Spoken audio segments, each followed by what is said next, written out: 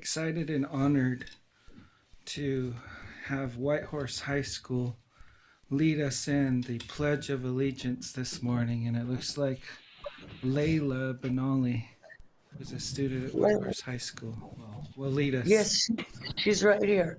All right. I'm going to stand, and you can start.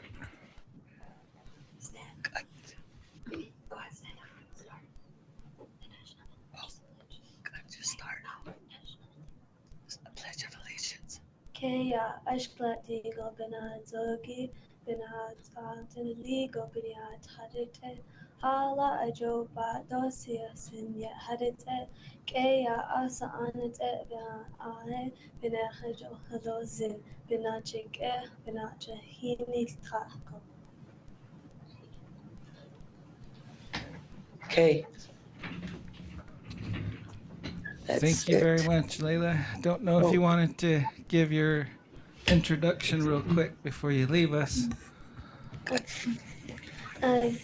Yat esh kedoshine ado yat esh question she ela benalian she clashe nashlet college in bashichi twiglini e dashiche tanzan e dashnele do wajibito tatnele e det nasha deans adashanache.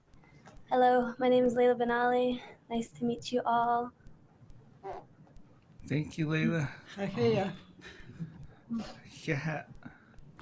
All right. Appreciate it. I'm also glad. So thank you very much. Have a wonderful day. Yeah. We'll see. You guys have a great day. So is that it for us? That's it. Thank you so much. Najone. All right. Najone. Thank you. Yeah. Okay, moving on to our conflict of interest disclosure. Commissioners, you may have reviewed the proposed agenda for today. Are there any items on the agenda that may or may not be a conflict for you? Now's the time to declare. No conflict. No conflict. I also reviewed the agenda, so there's no conflict that I saw for myself. So no conflict for any commissioners today. We'll go ahead and move on to our next item, which is the public comment section. Mac, I'll defer to you. Okay. Not seeing anybody in the building here that signed up for a public comment. Is there anybody online that wants to make a public comment? You can unmute yourself. I wasn't sure if this is where I should talk about the HEAT program. Nope, that's later comment. on in their agenda. This Okay. is just for the public comments. Okay. And so Thank you. Sorry. I'll let you know. Sorry about that for the confusion. Okay, commissioners, I'm not seeing anybody unmute themselves. Nobody's here. That's your public comment period for today. Okay. We'll go ahead and move on to our next item, the consent agenda items. Go ahead, Matt.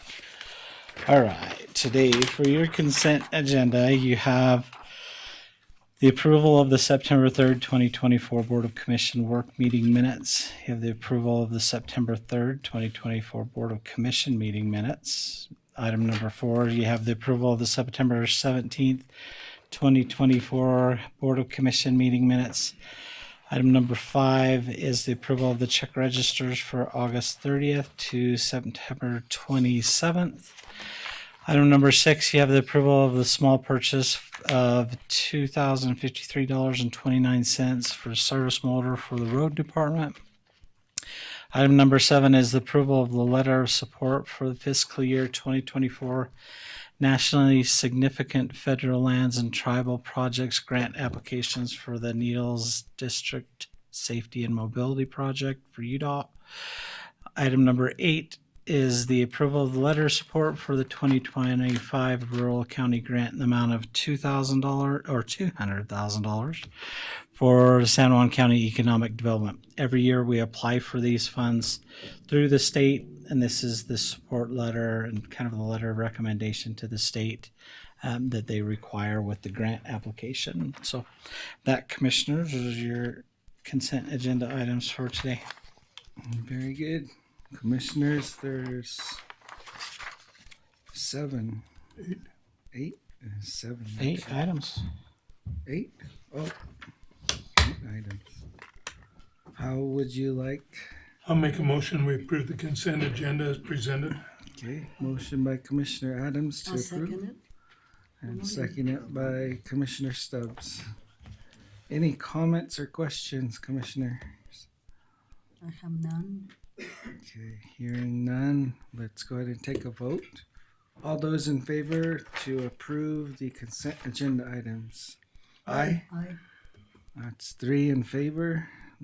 No one has abstained or rejected, so motion carries unanimously for approval.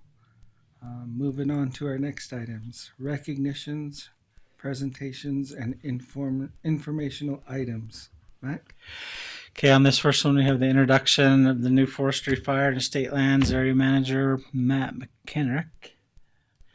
Matt or Ryan, let's have Ryan present and introduce you first. And let's make him suffer for the presentation. I was here just for moral support. Exactly, I knew that. I could see it. Yeah, my name's Ryan MacArthur. So I'm the San Juan County Fire Warden. Here I represent Forestry, Fire, and State Lands through the state division. And today we're just here to introduce you guys to the new area manager, Matt. He'll be the one that will be here that will do a lot of communication with you guys and coordination back and forth through the county to the state. And so with that, I'll turn it over to him and let him introduce himself. And please, if you have any questions, feel free to go from there. Cool. Thank you. Thanks, Ryan. Good morning, Council. Thanks for having me. I brought some business cards here, so first I'll just give you all my contact info so you have it. Perfect. I'll take it. Thanks. So my name is Matthew McKettrick. I'm the new area manager for Utah Forestry, Fire, and State Lands. And I work with Rudy, the FMO for the area, and Ryan, who's the county fire warden, as you know. So I'm mostly here today just to introduce myself and make sure that, we've at least met each other before there's an issue with a fire in the county that we're working on. So I feel like it's just a good opportunity to come down and say hello. A little bit about me. I've lived in Utah for about 15 years. I currently live up in Moab. But one of the first jobs I had here in Utah was actually working in Monticello for a wilderness therapy company called Wilderness Quest that used to be here. So that was a great opportunity and a great memory for me working down here in the area that became the Bears Ears and in the Abajos, down by Wooden Shoe. And then we would go down to, south of there in the winter time when it got colder with the students. So anyway, it's great to be back down here in San Juan County, and I hope to get some good work done down here. I'm not sure how much you know about forestry, fire, and state lands. Most of the time when we are down here, frequently it has to do with there being a wildland fire, but we also do forestry projects. We do projects on sovereign land. So in this part of Utah, that's mostly areas along the Colorado and Green Rivers.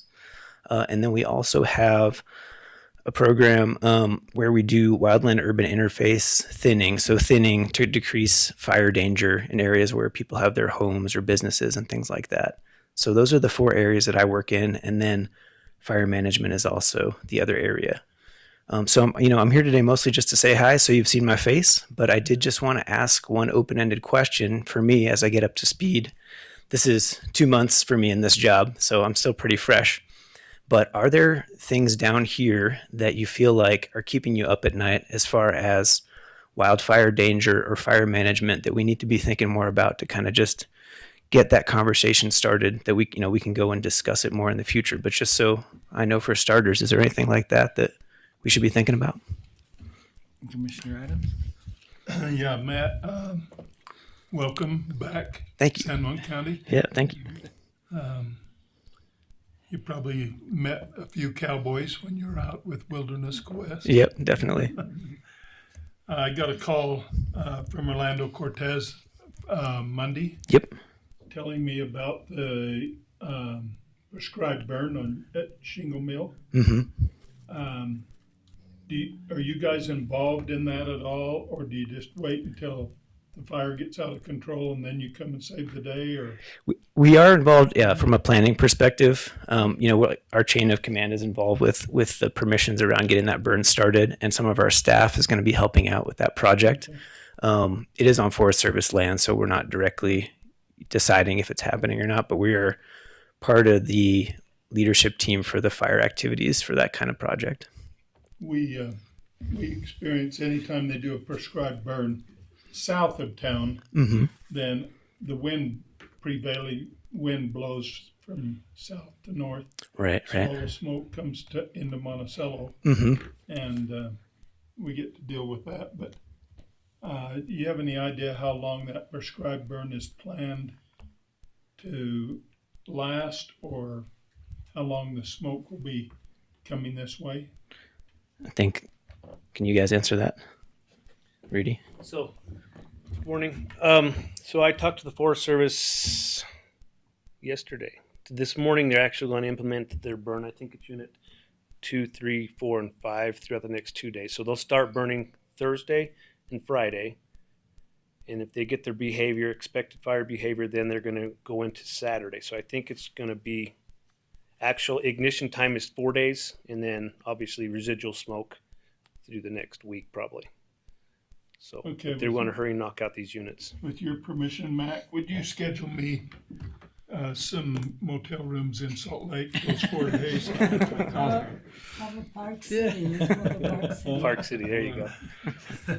No, I'm just kidding.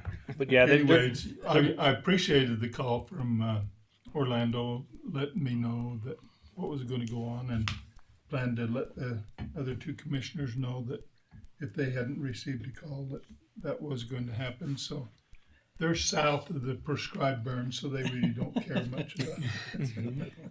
They won't get much smoke, but I guess, Peter, I guess we'll deal with it, huh? Yeah.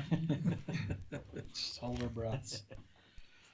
I have a question. Yeah. Did you guys participate with the Wood for Life program?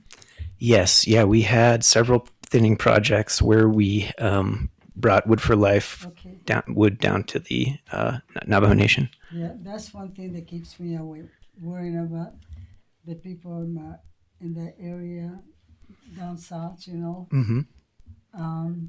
They depend on the wood. Sure. Now it's not coal. Used to be they have coal, Mm-hmm. Right. With and the. that was really good because it lasted a whole night. Mm-hmm. But now there's people, they had to sleep by the wood stove so they can keep putting the wood. So they go through more wood than normal.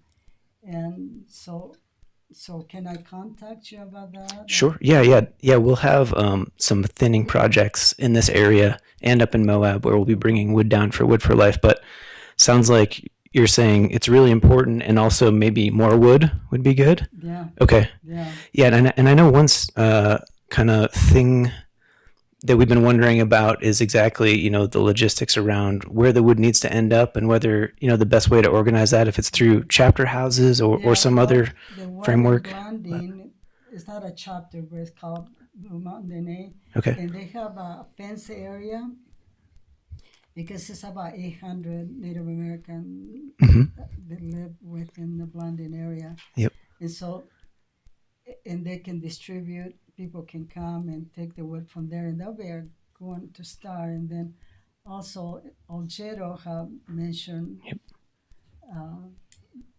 the need for wood. So, Okay. and I can give you names of the people in the Olgero chapter. That would be great. I'll contact you. Yeah, and if email's good, email's fine. You can email me or you can call me or whatever you prefer. Yeah. Sounds good. I'll Yeah. do an email. Okay. Sounds great. Thank you. Yeah, definitely. Any other questions I can answer while I'm here or conversations to start?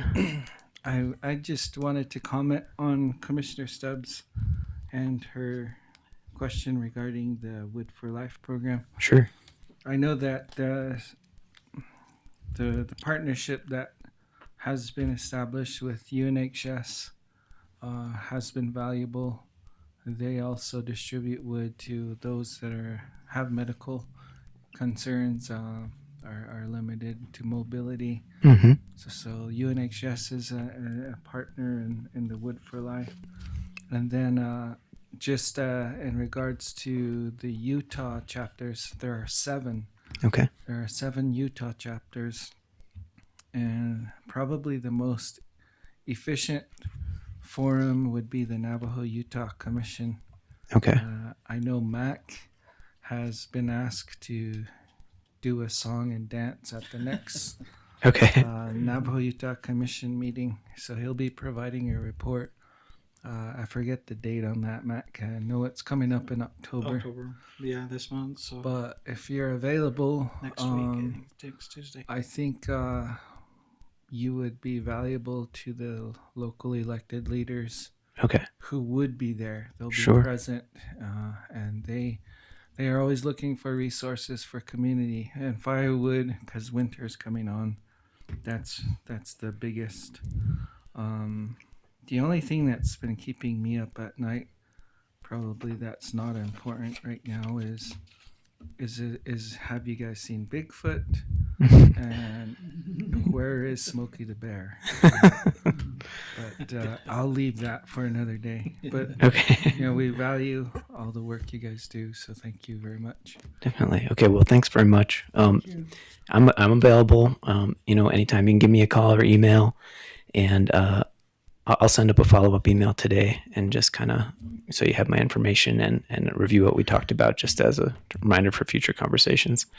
Last thing I'll add is just if there is a big wildfire down here, the role that I'll kind of be in will be the area admin role. So I'll be working with the county council in particular if there is a big fire where there's federal agencies or other jurisdictions involved, to make sure that we're taking into account the resources and needs of the county in that fire planning. So if there's an issue where, the Forest Service wants to let an area burn, but there's a conflict because there's important resources, like, for instance, the water supply from Monticello is involved or something like that.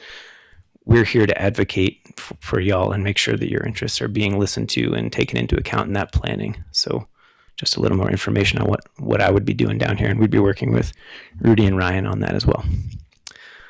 Thank you very much for your time. Thank you. Thank you.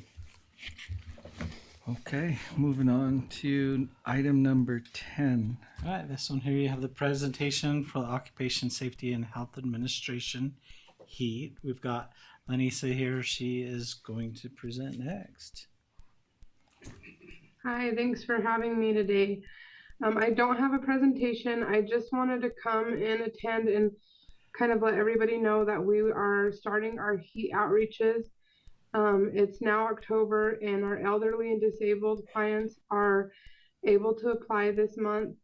We had an outreach in Mexican Hat last Tuesday and Wednesday. We had a good turnout there, but we're having one again at the end of this month. So I was hoping maybe if I was able to come on here and share that a little more, that we might get a bigger turnout. So we will be in Blanding on October 21st from 10 a.m. to 3 p.m. It's first come, first serve, and we'll be taking applications. We'll have all the forms that clients need to apply. And then the following day, October 22nd, we'll be in our Mexican Hat office that's there at the fire station in Mexican Hat. And we will be there from 9 to 2. And we'll also be doing first come, first serve. We'll have all the forms available, and we'll have more to come in the coming months. So I'll try to attend these commission meetings just to let everybody know, or if there's other meetings you guys think that might be beneficial for me to join and share that, I would be glad to do that. And then I also have flyers that I could email to Mac McDonald or Rosa just to kind of help share with you guys. And I'm also, if you guys have any questions, concerns, I'm happy to hear those too now.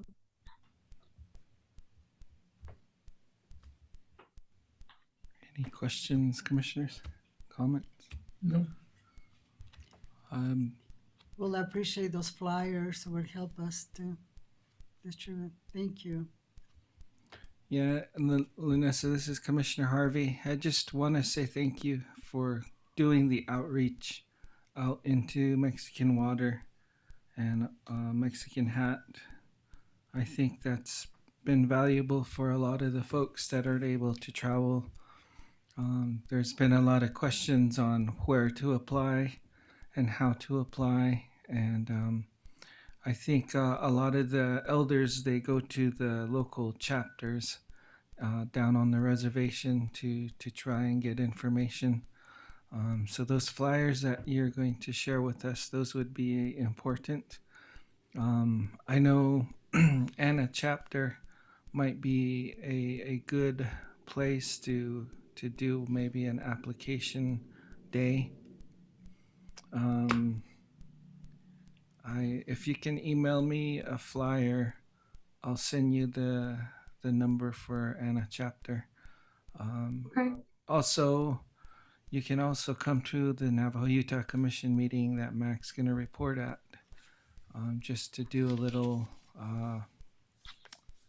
announcement on when you have scheduled dates for application, in-person application. A lot of folks, they don't have internet or they don't know how to use internet. And so everyone's doing paper and paper documentation.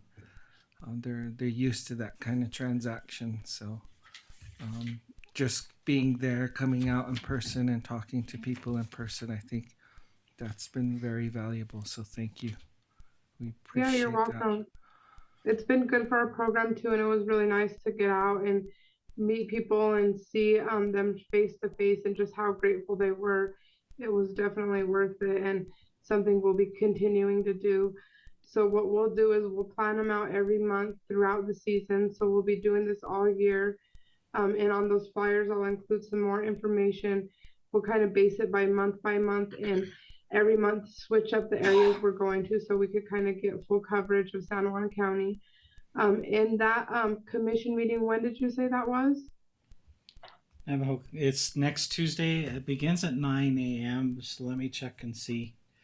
I can get you some information on it. They typically tend to not be live on any type of a system, so you'd have to be in person. But let me follow up with Clarence and the kind of the organizer. He's the me of the Utah Navajo Commission. Let me see what we can do to get you. If not, then I can also, if you send me the flyer, then I can take the flyer there and kind of explain the process and what time and where you'll be at. But okay, we can help. That would be great. And if that's something that those are held month to month, and I'm not able to make it in person this month, I would be happy to attend next month. So Yeah. I look forward to that follow-up information. Unless you'd like to see a beautiful drive down to Tisnos Pass, down in New Mexico, that's where the meeting will be held. But Oh, okay. I can share that Sorry. information with San Juan County's a little big, and so to get to the bottom of the county, you're right there, and so Okay. I can certainly help you out. Well, thank you. I appreciate that. Okay. Well, thank you again for the information. Appreciate it. All right. Thanks for having me. Okay, we'll move on to our next agenda item. We'll go to business action items. We'll start with item number 11 under business action items. Mac? Okay, so this is first one here, item number 11, consideration and approval of a contract between San Juan County and Gardify, formerly Vitanix Incorporated, for forensic interview storage and chain of custody. This one we have our director of our CJC, Robert. His second presentation here. Yeah, second. I should have been third, but I decided to go to Disneyland instead. Well, it's a pleasure to be here. So as we continue to develop the program, one of the pieces that we do heavily is record all our forensic interviews, or all the interviews we do with the children. And one of the obligations we have is to make sure that the interview that we record is uploaded onto a platform, and the state has adopted Gardify, formerly Vitanex. We're doing that. The problem we're running into is the other obligation we have is not to burn a DVD or use a jump drive, which is the only way I can move it right now from one computer to upload it. So I'm in the process of trying to resolve that. I think we've got a solution for a temporary fix with IT. I'll work with them to see if we can get that piece so we're not out of compliance in burning those DVDs. So once I get with that completed, that should take. I haven't talked with IT to see when they're going to be down here next, but we'll get that scheduled and we'll get that taken care of. After that, we have also secured 3 bids. One is a state contract, which we'll probably end up going with. There's a couple of questions I have with them that I have not got results back, or I would have sent those in for a review for that as well today. But so you'll probably see me again shortly with those contracts. And that will allow us to automatically update right from the computer up to Guardify. So hopefully that resolves that conflict that we're running into with this contract. Other than that, there's no cost to the county for the program or the platform. It's all taken care of through the AG's office. And I believe the agreement, based on, I'm terrible with contracts, but from my understanding on the contract, the county is agreeing to basically abide by the adopting of the Guardify as the platform being used, and we will maintain confidentiality on all those forensic interviews. So, any questions? I went through a lot there real fast. Yeah, that's lots of pages now.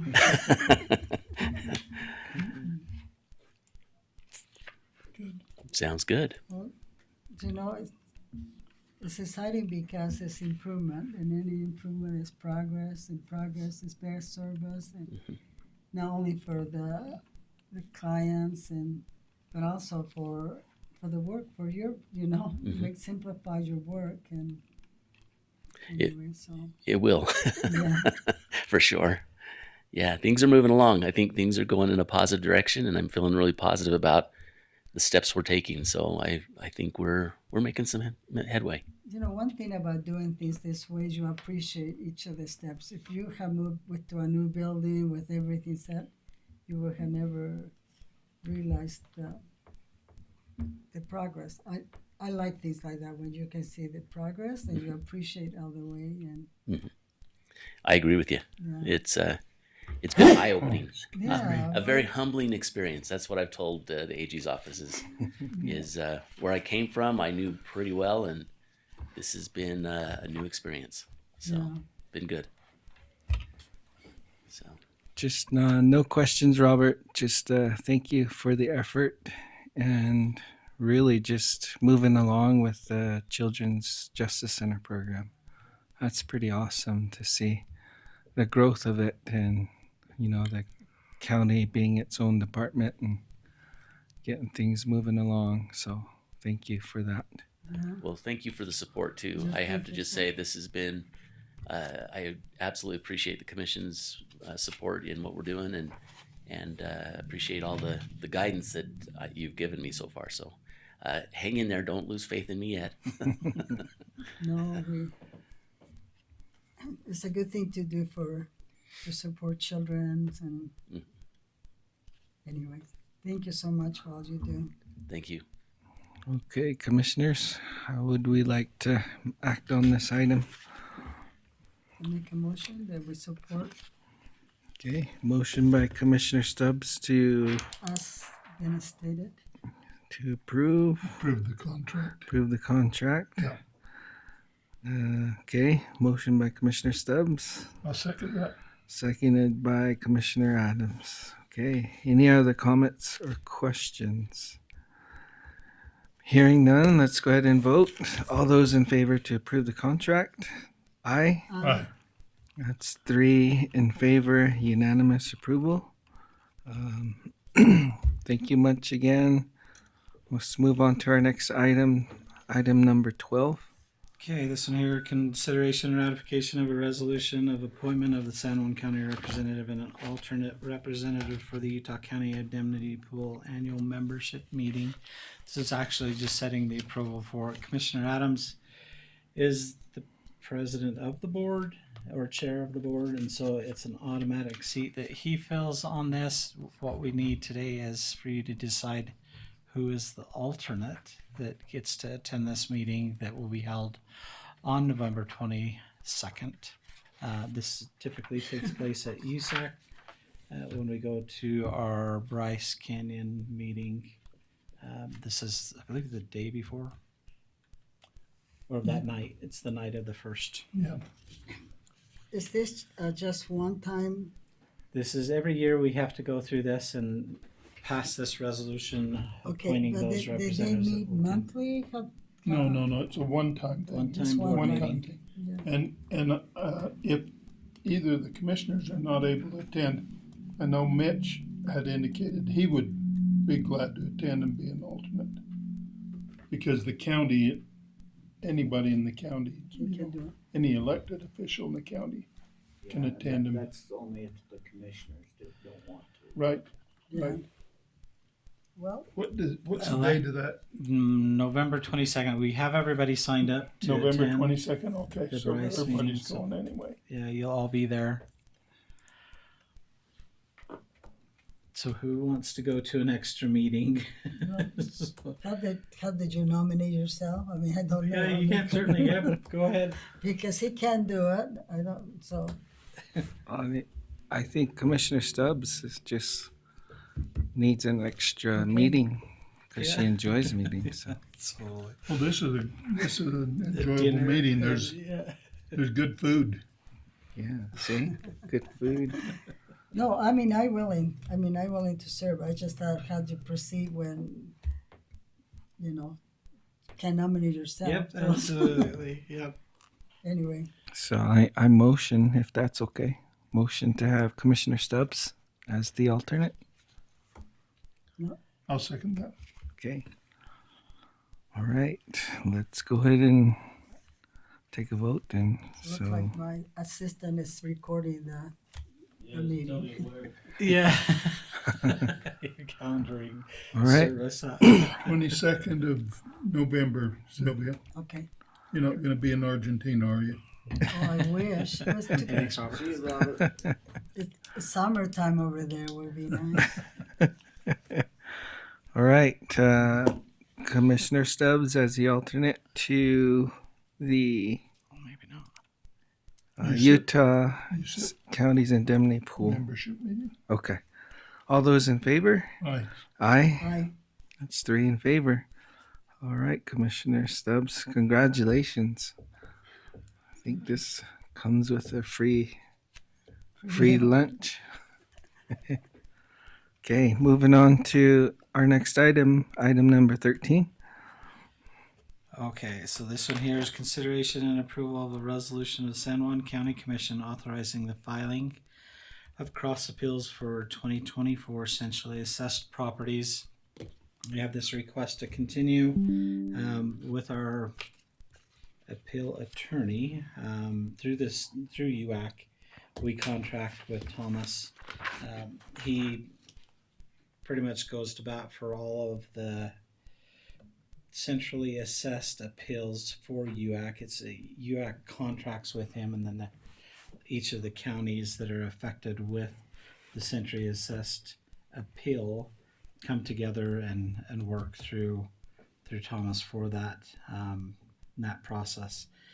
If you remember back, there was a lengthy discussion at UAC this last session where they talked about centrally assessed and the difficulties we have. And so what you see before you is the Mid-America Pipeline LLC has come back and appealed their centrally assessed property tax.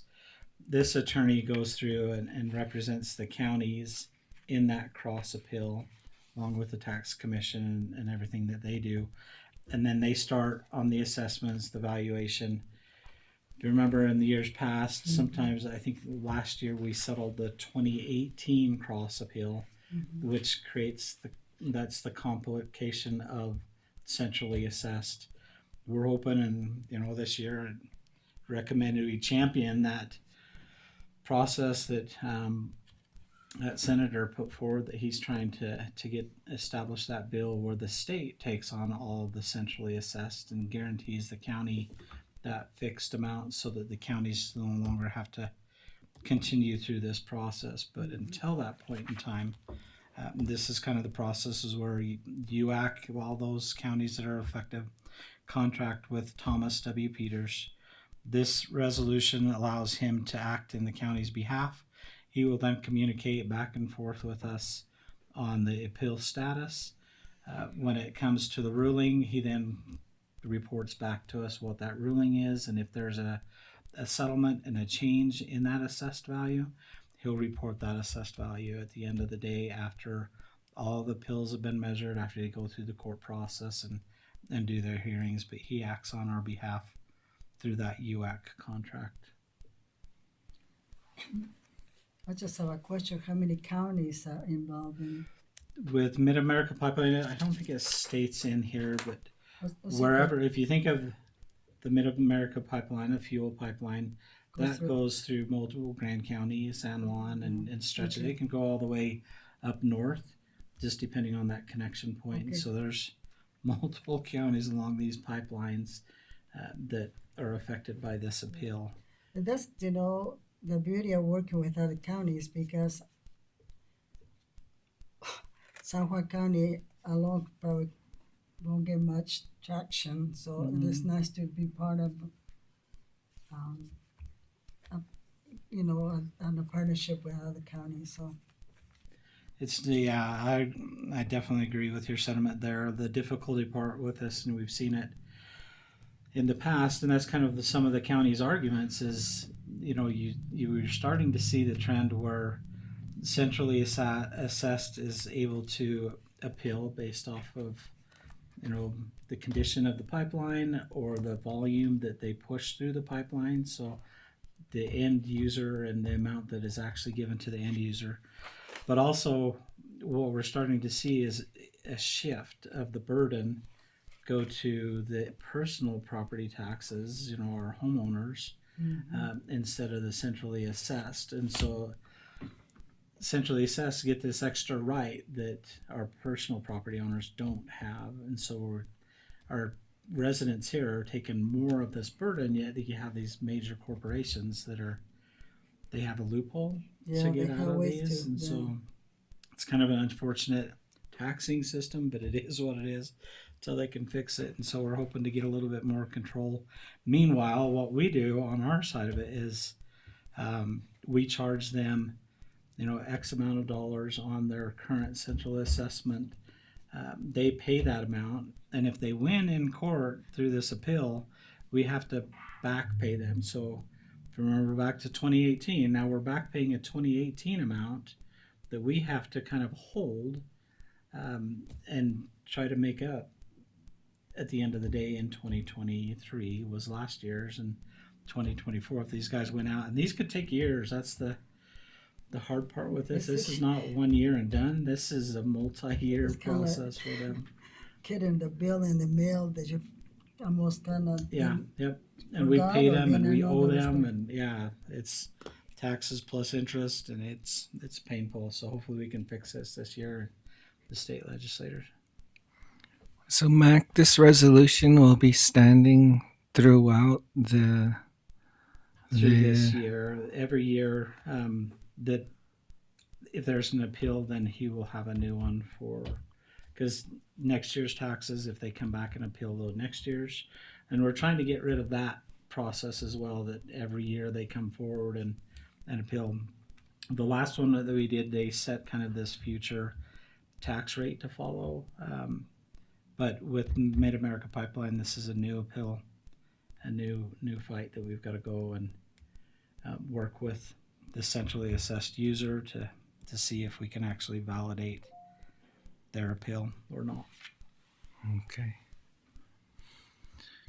So this resolution could cover for multiple years until it's resolved. For that Mid-American Pipeline assessed of the 2024 appeal. Okay. Got it. Okay, commissioners. I'll make a motion that we approve the resolution for cross appeals for 2024 centrally assessed. All right. Motion by Commissioner Adams. I'll second the motion. Second by Commissioner Stubbs. Any other comments or questions, commissioners? All right, being there's no other questions, let's go ahead and take a vote. All those in favor, say aye. Aye. Aye.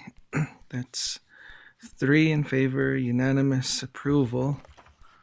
Moving on to our next item, item number 14. Okay, item number 14 is consideration and approval of amendment number 1 to the agreement for administrative law judge services contract with Judge Cheryl Luke. She is our administrative law judge regarding this appeal. This kind of stems back in March of 2023. It's kind of a complicated appeal. We originally had our contracted administrative law judge, Lynn Creswell, handling this case. Both of the parties felt that there was a bias with him, and so he was biased out of the appeal, which at that time, this is when we were going through the attorney selection with after Kendall had left and didn't have attorney, had the deputy county attorney here, and so we were kind of struggling. I reached out to King County to represent San Juan County in this original appeal. And as time has moved on, we had to reach out to find another administrative law judge when Lynn Creswell was biased out. Reached out to multiple individuals that act as administrative law judges here in Utah. Found Cheryl. She was willing to take on this case for us. She had heard the appeal and made the ruling on this. That was then appealed to district court. So kind of the process is there's a land use decision made by the commission or planning commission. It's appealed to our administrative law judge. If it is then appealed again, it goes right to district court. The district court has remanded this case, and this is the Sky Ranch subdivision approval that was appealed. This was back in 2000 was when it started. So a previous commission, then this commission here today. The intent back then was to subdivide the Sky Ranch Estate Phase 2, which was adding an additional 75 lots to that development, the proposed development. And so where the judge has remanded it back, the district court judge has remanded it back to Cheryl Luke, I need to amend the contract to allow for her to come back in. She has asked for an additional $20 on here from the wages that we had paid her last time. So back then we were at $125, so it'd be $145 an hour now for her to cover that case. She had mentioned that this is her nightmare case. so she wasn't too excited to have it remanded back to her, but it has been. And the judge has given her specific points to look at and to consider in her decision. There wasn't a super big record of findings that she provided. And so he's kind of asked for her to basically complete the record and look at these other items that were argued at district court. And so all you see in here is the amendment for that contract to continue her time, hoping she can have this completed by December 31st. And in that, the judge is kind of given direction whether it needs to come back to the commission here, the Board of Commissioners, the Planning Commission, or whoever. She'll go through and weigh his orders and then try to figure out from there where to go. But that's all this is pertaining to. Okay, so original termination date was March 7th, and it's been bumped to December 31st.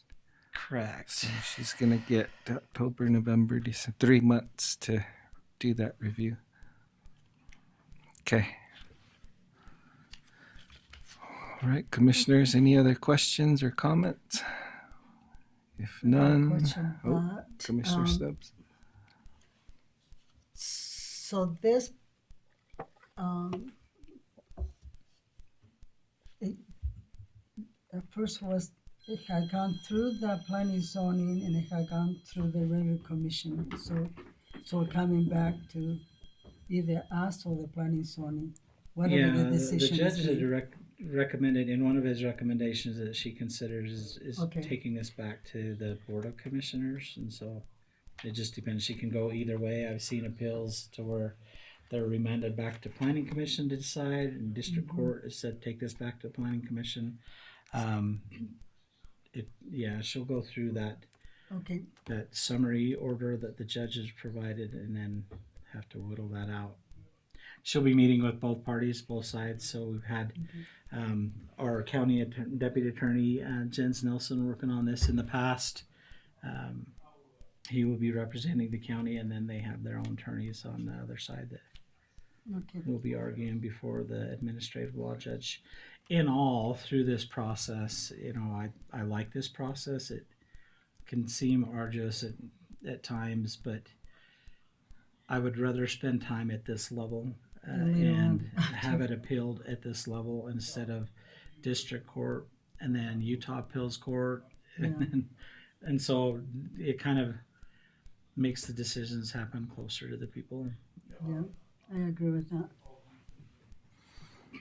So I just wanted to ask Mitch.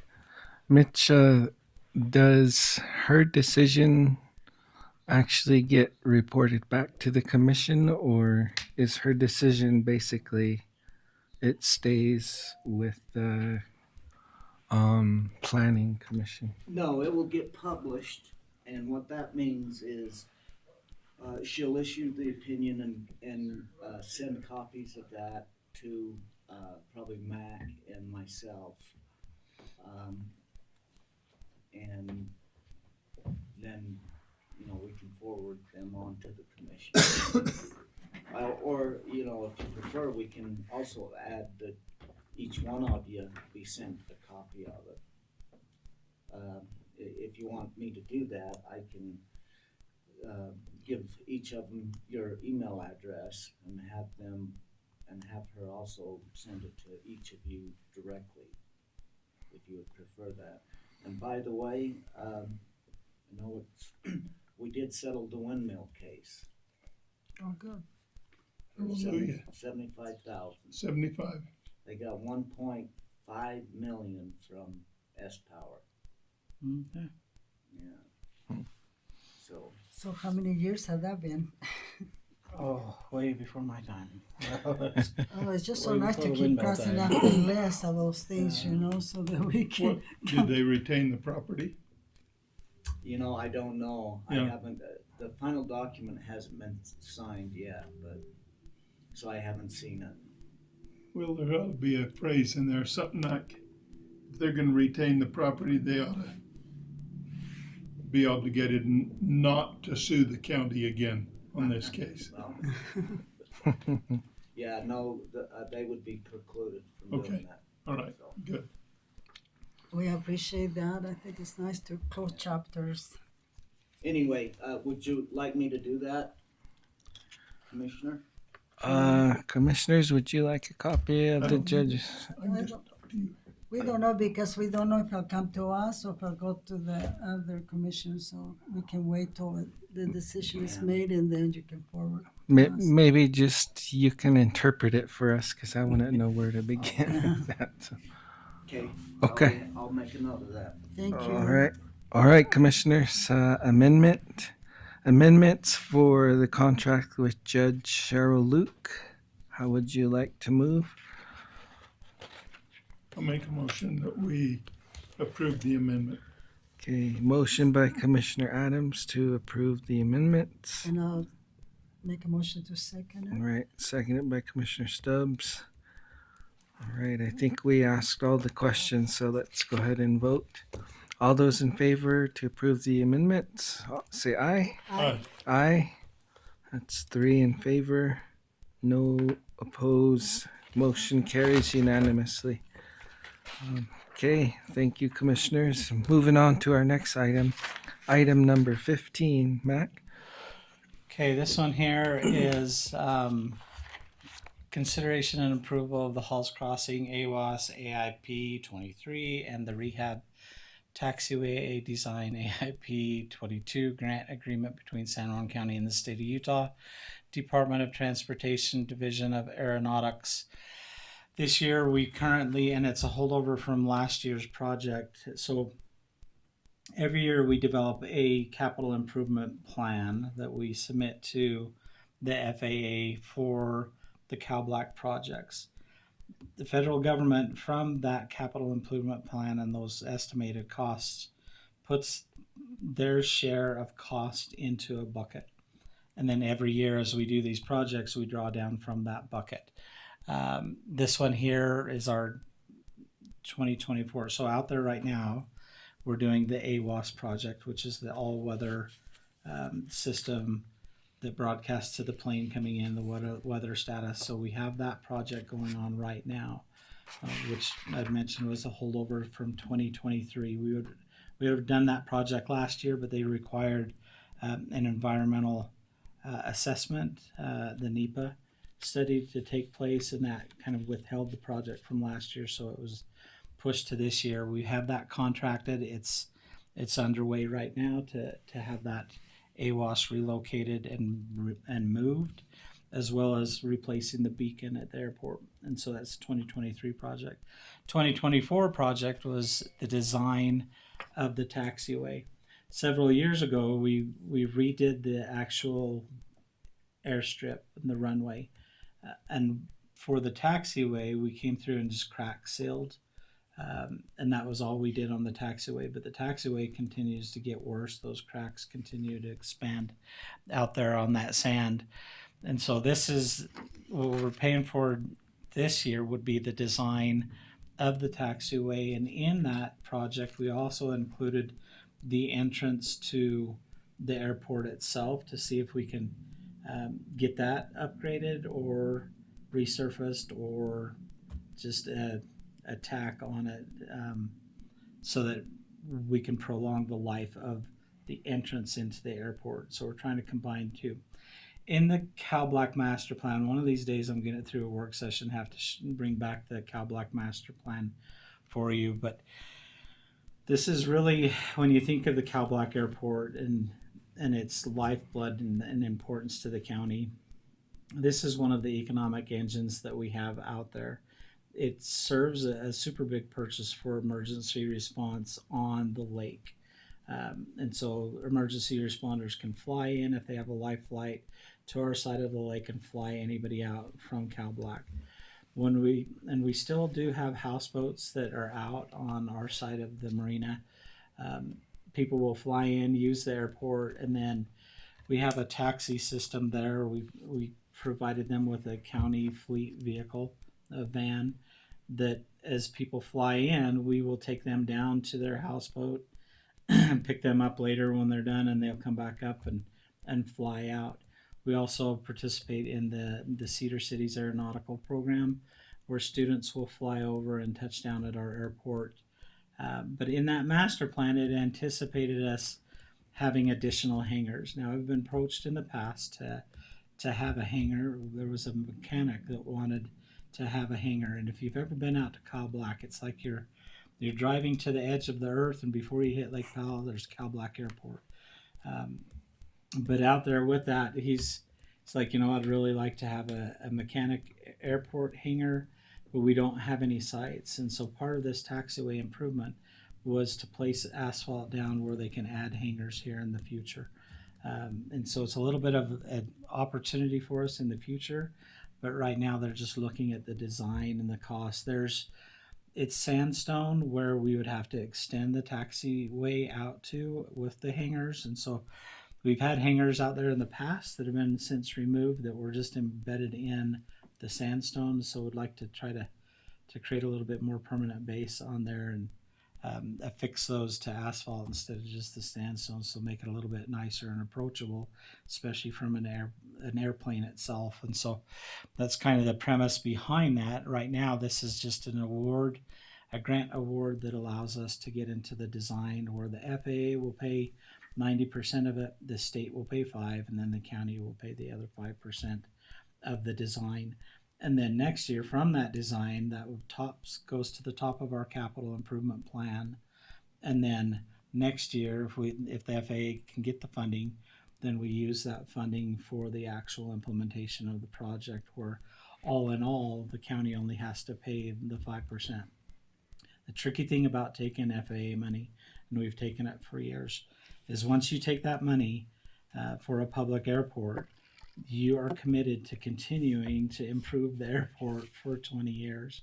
So it's not like we can just get out of it all of a sudden. As we have an obligation to the FAA to continue that airport, but yet they continue to support us through these funds and have all along. And so it's just one of those things, and we get the benefits of it. It just costs us 5%. So of all the problems we have, that's a good one to have. Yes, that is. Yeah. Because if we don't upgrade it, it's gonna, not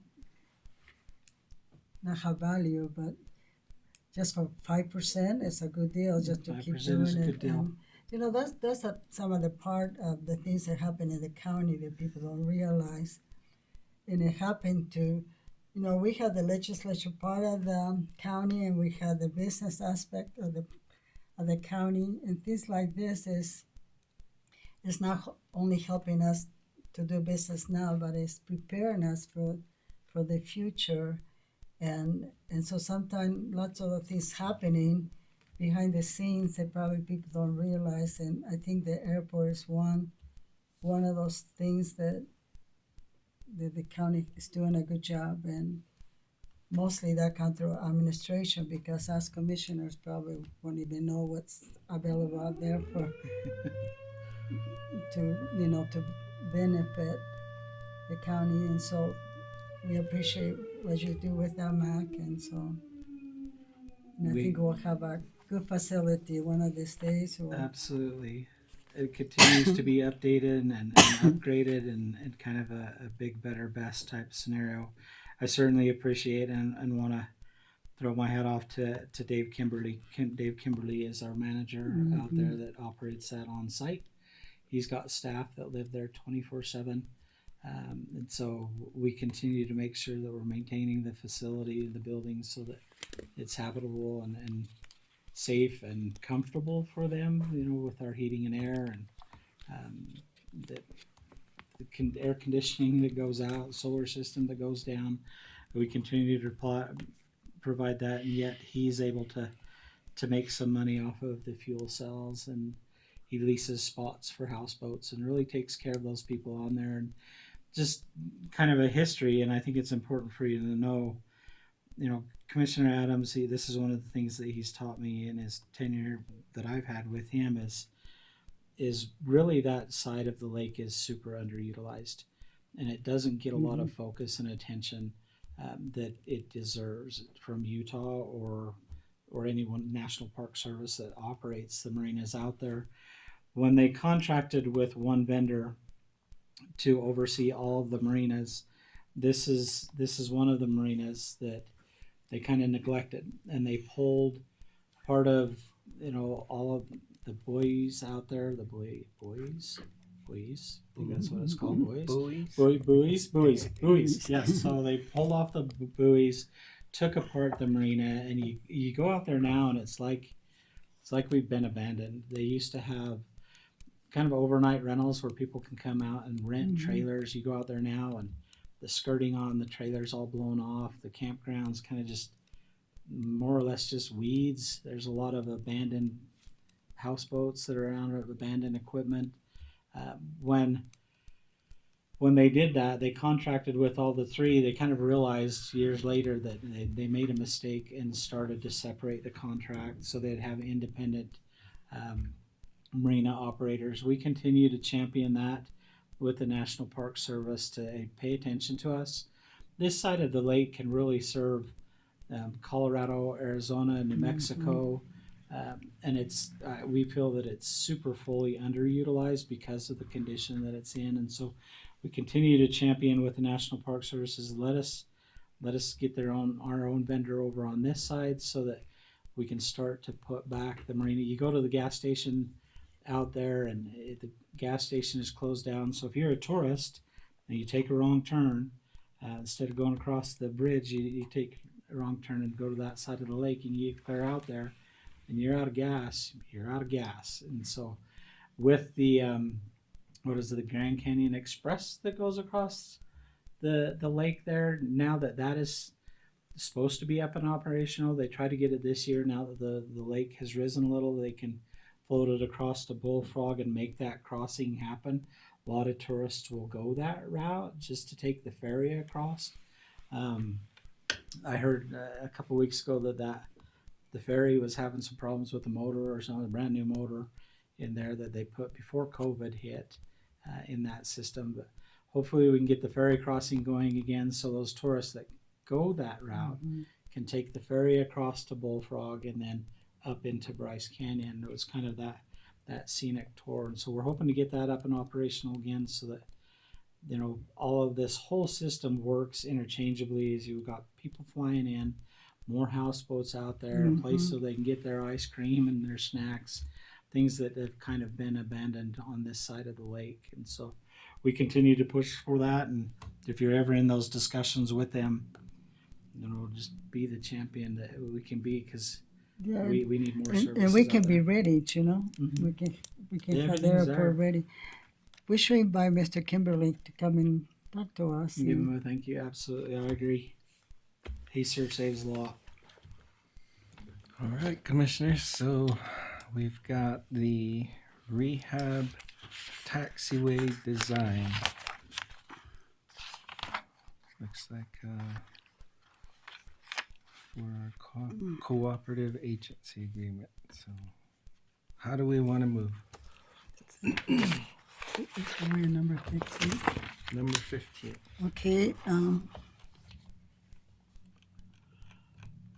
Okay, I'll make a motion to approve the House Crossing AWS AIP-023 and Rehab Taxway, the design for the project. Okay, motion by Commissioner Stubbs, I'll second that. second by Commissioner Adams. I think we all had our questions, so let's take a vote. All those in favor to approve the agreement, say aye. Aye. Aye. That's 3 in favor, none opposed. Motion carries unanimously. Moving on to our next item, number 16.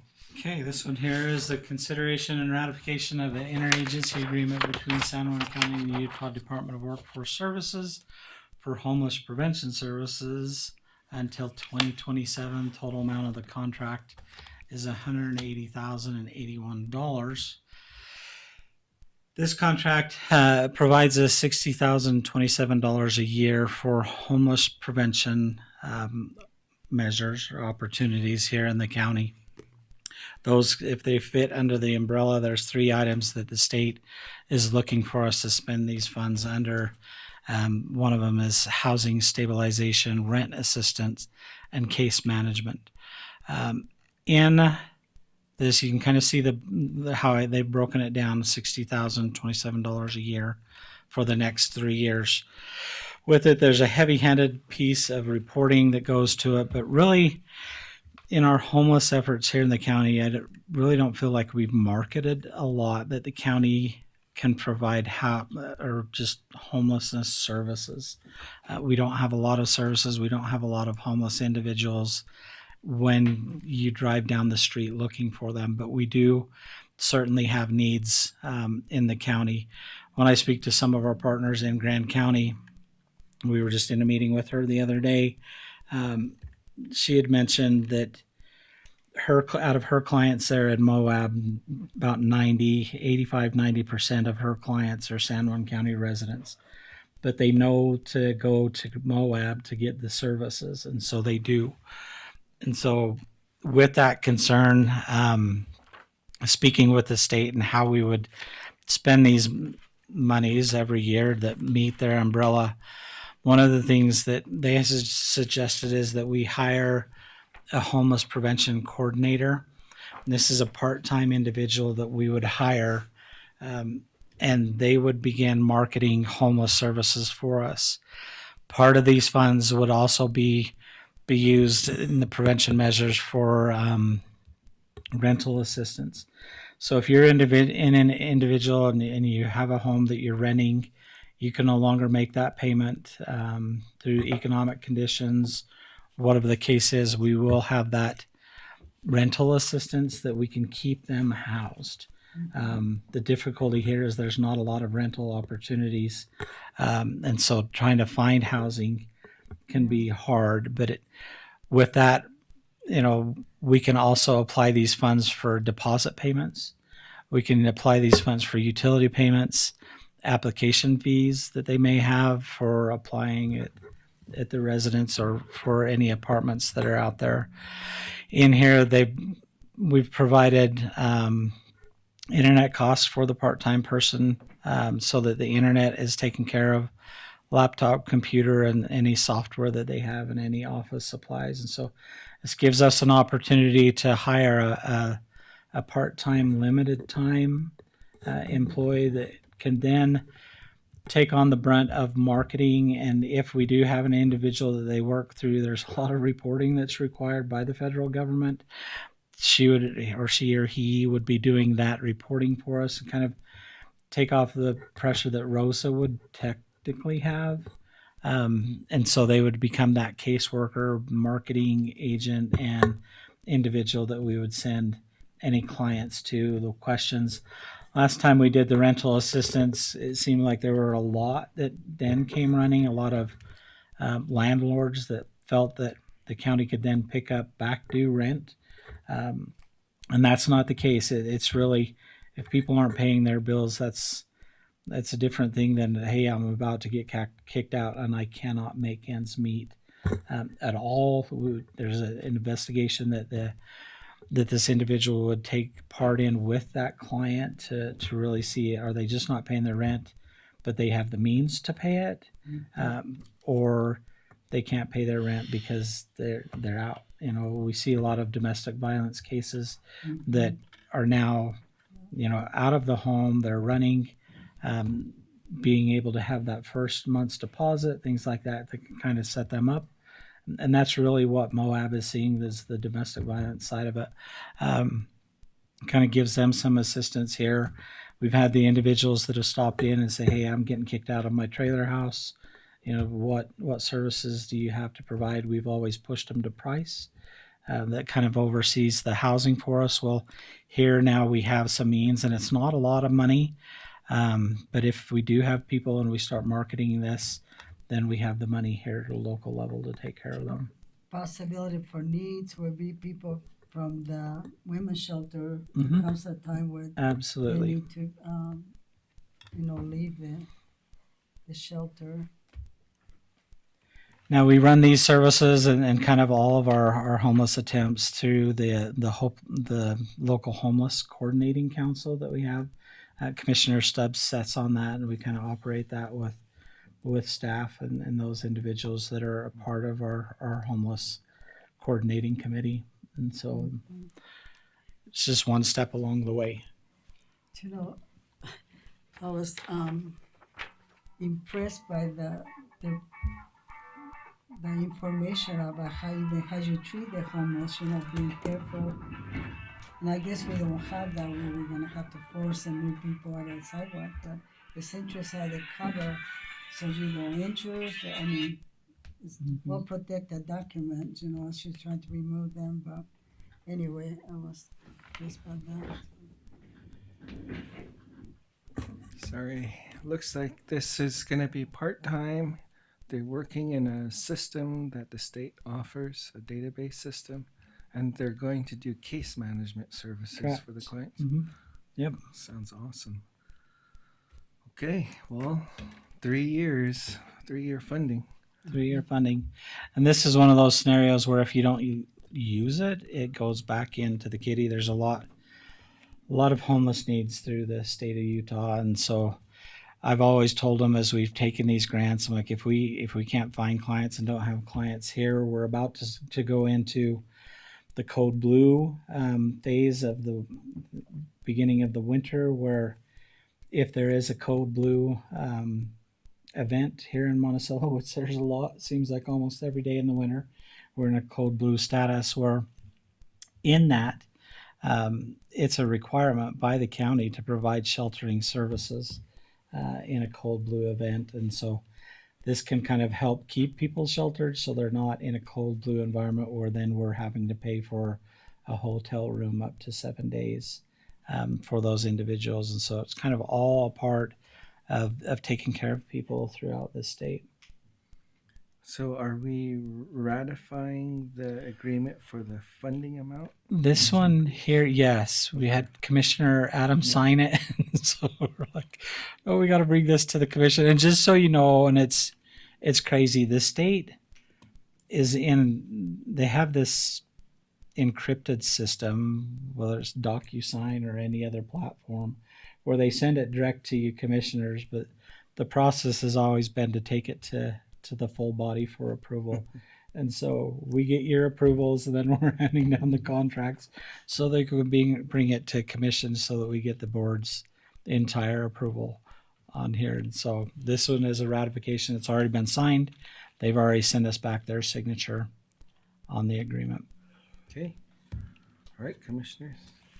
Make a motion to approve the ratification of the interagency agreement between the county and the state. Motion by Commissioner Adams, I'll second it. seconded by Commissioner Stubbs. All right. Let's go ahead and take a vote on this. All those in favor to approve the ratification for the agreement? Aye. Aye.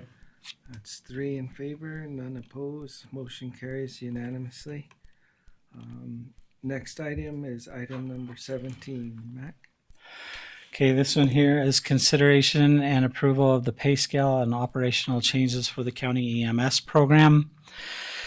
This one here, so I've jumped in and we'll look over kind of everything in and out of our EMS, our emergency medical services that we provide through our ambulance system. Looking at the timesheets that come in, we've noted for several years now that there's a lot of confusion in how we pay our part-time employees and full-time employees that take care of our ambulance services and then our first responders, basically, is what it is. And so with this, we used to have a merit system in the county that would place people at certain levels in the merit system. And then that, when they stopped giving increases on a merit system, you technically get an increase every year on this merit system. County did away with the merit system, and some years they wouldn't give an increase at cost of living or a merit increase. Some years they'd give 1%, other years would give 3%, and so it lost the scheduling of that merit system. So when I came in and looked at Utah code, we didn't have to abide by a merit system. We don't have the number of employees that force us into that, but yet you had some old or tenured employees that had been set in this merit system, and then we do a comp study that sets it at a different level. And so I had employees that were kind of all at varying levels. So in an effort to balance it out, I'm proposing that this following pay scale be adopted for our EMS services. The difficulty with this is there is an increase in pay, but when I started to look around us, I called UNHS and asked them how much they pay. You can find Grand County, how much they pay on there. We were significantly behind everybody, even the state of Utah, on how much they pay for just an EMT basic. In here, I've noted that EMT basics throughout the state are $17.64, but that includes all along the Wasatch Front as well. And so in here, you can kind of see my proposal. It's still under the state average as for the EMT basic, beginning at $17.19. I don't ever feel like here in San Juan County we can be equal to the pay along the Wasatch Front when we don't have the service like they would along the Wasatch Front. But yet we still do have to be competitive on this region. When you look at UNHS for their EMT basic, they're starting theirs at $18 an hour. here I'm recommending that we started at 1719. A little bit unique system with UNHS is where UNHS, where they're under their hospital umbrella, they can poach their nurses that are also EMT basic and send them out on a call, where ours aren't tied to the health district or a nursing program. These are just those individuals that are part-time that have that certification, or it could be full-time that have that certification. And so I'm recommending that we increase those just on those beginning, mid, and max, so that it's fully understood this is how much you'd be paid per hour if you go out on a run. There's been some shift differentials that we've had throughout the past where you could sign up for a 12-hour, a 24-hour shift, or a 48-hour shift. And then the county would give you this differential for essentially being on call in certain parts of the county. If you do 10 or more of those shifts, then it was a different bonus. And the difficulty we had is none of this has ever been approved by the commission. So when we try to go back and find the minutes where things were approved and set up, there's nothing. So we're kind of relying on the employees to tell us, okay, yeah, this is how we're supposed to be paid, but yet we don't have anything legislatively that says, okay, this is how we're supposed to be paid. And so that's really what today is an attempt to bring that to you, get your approval on the pay, on the differentials, on the process, so that it is that. This is what we will here on out go after, and this is how we will pay our employees that are either on call or what the case is. The shift differential, we're kind of changing it. So right now, so let me explain on the EMRs, because that's an important to note. We do have EMRs here in the county, and EMR is basically your essential medical provider responder that they just respond to the call, kind of stop the bleed, perform chest compressions, whatever the case is, until the ambulance can get there. So the fine case for this one is LaSalle. In LaSalle, we have several EMRs that will respond to the emergency, and then they wait for the Monticello ambulance to show up. And so it gives that first response. Sometimes this could be one person, sometimes it can be two. Bluff, I would equate to this type of a program as well, is they don't have enough call volume, but we do want the emergency responder to respond until Blanding or Montezuma Creek can show up.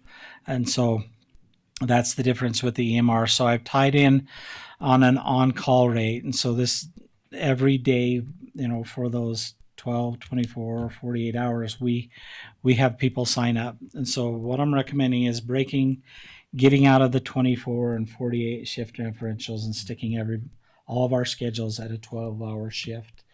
With the 12-hour shift, I feel that we'll be able to monitor. So if an employee takes one 24-hour and at a part-time, and we've got to keep them at a 29-hour average work week, then it makes it difficult. And especially if we have a 48 and the part-time employee signs up for 148, now we've got to track throughout the year to make sure that they average only those 29 hours. And it makes it difficult to provide EMTs that are there and that the county isn't breaking the law.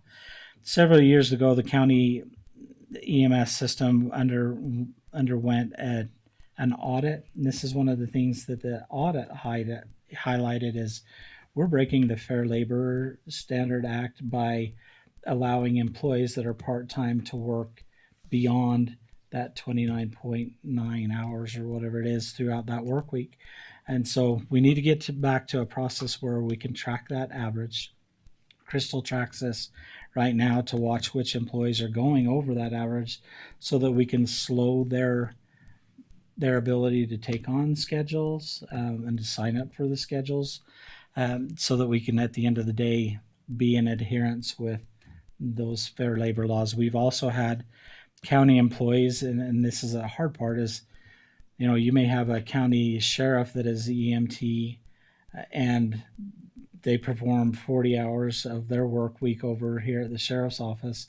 Now they're jumping on board and riding on the ambulance and collecting time over here. Well, when you look at labor worked under the county umbrella, working for the sheriff and the ambulance are both under the same county umbrella, and so it's putting them in an overtime status. Yet we're only paying them EMT pay, and we can't do that. We should be paying him overtime, at this other rate, and so it's kind of created some confusion there and confusion amongst staff. In the past, we've had it here in kind of all of the not necessarily the job description, but the department policies that EMTs had to respond to a station within 3 to 5 minutes. That was the requirement of them. We're asking for that requirement to be removed. Nobody has ever monitored it. Nobody has ever been disciplined for not showing up within that 3 to 5. We really feel that our EMTs here are super responsible. They're super awesome. They're dependable, and I think just remove the response time requirement. But if you have that response time requirement in here, by federal law, what we've found on there, and the way that we read it, is we have to count that as hours. So if they're on call for 48 hours, we have to count that 48 hours as labor worked, even though they're just on call. And so by removing that language, not having that stipulation, I feel that they will still respond timely to the calls coming in, but we remove that so that we don't count hours just on call as being actual labor.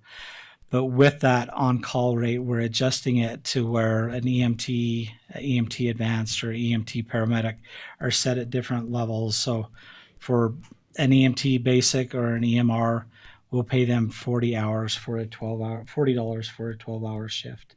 So if they're on call for that 12 hours, they automatically just get 40 hours for just hanging out and being ready to respond. With that, when they do respond, we will also pay them that hourly rate. And so we've also, one of the things to note, one of the things that we've seen here is employees will take and sign up for their shift of 12 or 24 hours. And in that 24 hours, say they have to take an hour off and somebody else substitutes in for that hour. We don't know that, they've kind of traded that hour shift. But what we've had on payroll is both individuals now come to us for the full 24-hour pay. Like that's not right. You didn't work a full 24, you just covered somebody's shift. But we didn't have the mechanism broken down in hours to where it's like, well, no, you only worked 10 hours of your 12-hour shift. And because of that, we're going to pay, Joe Dirt over here the other 2 hours and you the 10 hours. And so I've broken it out on here so that we have this hourly rate. But in essence, if they complete that total 12 hours, it'd be $40 at the EMT basic level.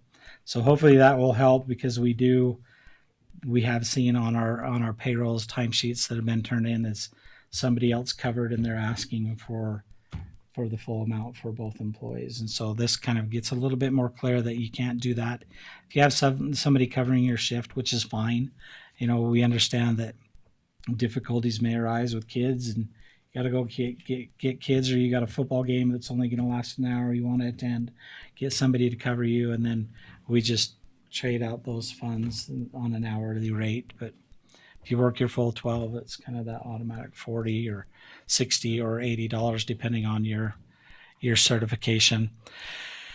If you look at on the screen, you have the on-call rate and you have a transport rate. This is one of the things that we've missed in the past. And so you see a significant shift towards transportation and people signing up to transport. Transport's a little bit difficult because we're not close to any of the hospitals here at all. And so we're either transporting to Grand Junction or Salt Lake, and that takes you go to Salt Lake, that's your day's pretty much done. And if you're a part-time employee employed somewhere else, well, now you're taking them out of that environment, whatever pay they're getting there, and trying to get a transport. On the transport, I've been told from our staff is we can make up to around $7,000 for a transport. Yet here in the county, we've been turning transports down.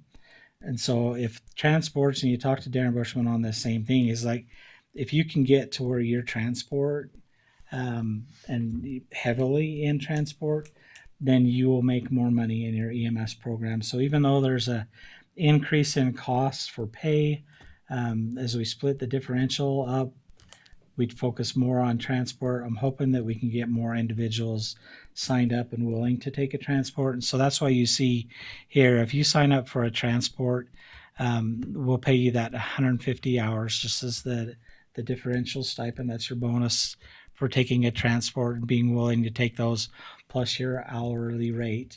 And then on here, we also pay the per diem and reimburse for meals just like we do any employee. And so that's kind of a shift from just being on call, willing to take a local call, but hopefully we can get more people that want to be on the transport side of it. So the bonus is a little bit more equitable to pull them off of their full-time jobs at the local level and take a transport case up to us so that we can start to earn a little bit more income on the transport side. With that, I'm hoping here in the future, one of the recommendations that Darren had is, if you can get a transport vehicle that's not necessarily an ambulance, but kind of these smaller delivery shuttle trucks that you typically see along the Wasatch Front or your bigger cities. He's like, one of the counties went and purchased one of those for their transports because they don't necessarily need all the equipment and machinery that an ambulance carries, that it can just be strictly a transport vehicle so that we don't start placing a lot more wear and tear on our ambulances. But yet you have this transport vehicle that can help. And some of the discussions that you'll hear this year is this transport requirement for mental health. Right now, our sheriff's office takes care of those, but really it's the EMS program that's supposed to be taking the mental health. Well, they're worried, and I would be as well, as you get a mental health patient that's unruly, then it really takes the sheriff there to continue to enforce the peace amongst that individual. But yet if they're medically and their medication, then a transport's a little bit easier. And so there's this tug of war between whether the sheriff should take them or the EMT should take them on an ambulance. And you'll hear this discussion this year during the state legislators. They try to figure out who really should be the transport on a medical patient, but yet on a mental health patient, on here, if we can get a transport vehicle, encourage more transporting, get back in line with the health district and the hospitals and let them know that we will transport their patients instead of flying everybody out, then hopefully we can use this more in a business sense to make a little bit more money. Insurance, Medicaid, Medicare will pay more on a transport than they will just bringing somebody to the hospital here. And so that's where we're trying to encourage. In the past, we paid individuals, even though they're on call, we paid them an extra money for carrying the pager. Well, nowadays, everybody has a pager system on their cell phones. So there's not like this physical pager that you have to carry. Everybody has that ability to hear it on their cell phones when Verizon is working.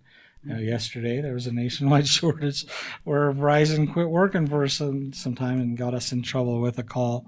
But nevertheless, we got rid of the pager pay. But really what I worry about is it's the second ambulance that we call. Right now, we've pushed, because we don't have a lot of employees to fill a 3-person schedule, so 3 people for 12 hours, we've reduced it down to 2 people. Now that worries me, and I would imagine it worries our EMTs as well, is because you got 2 people, in the back of an emergency. You got 1 person driving, and really essentially 1 person in the back. That makes it super difficult. Mm-hmm. So I'm hoping that we can get more employees that we can sign up through this change, so that we can go back to a 3-person schedule. We really need to be at that 3-person schedule, but really, in reality, right now, we are having a difficulty finding people signing up for a shift at all. And so there's times where our shifts are vacant and nobody is there to respond. Fortunately, and this is the sense that I have of our first responders, is they show up.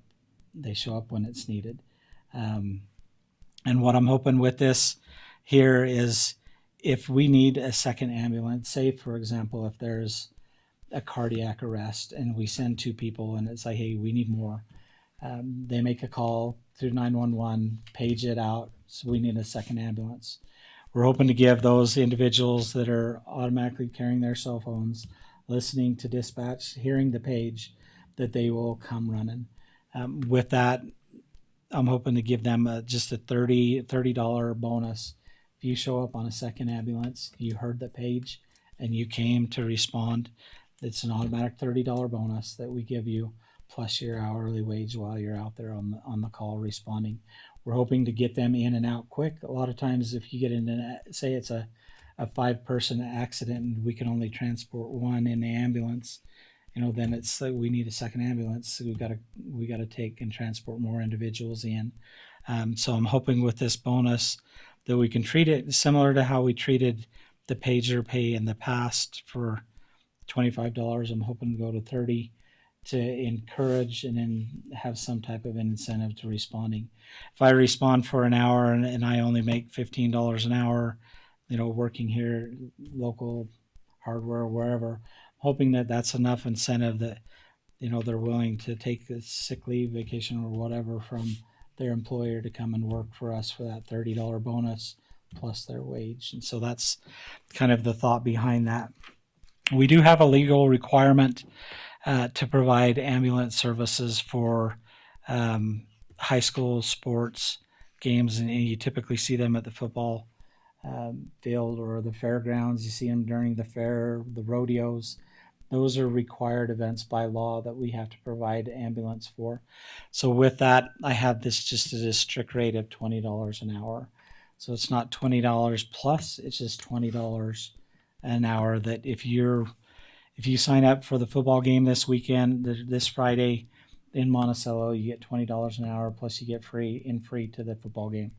And so I'm hoping with that we can have that incentive for people to sign up. Typically, what I see in the football games, there's a lot of people that are willing to take the football games for a couple hours to sit there and watch the game. And so, but with this, that $20 an hour, they'll be encouraged to sign up for those events.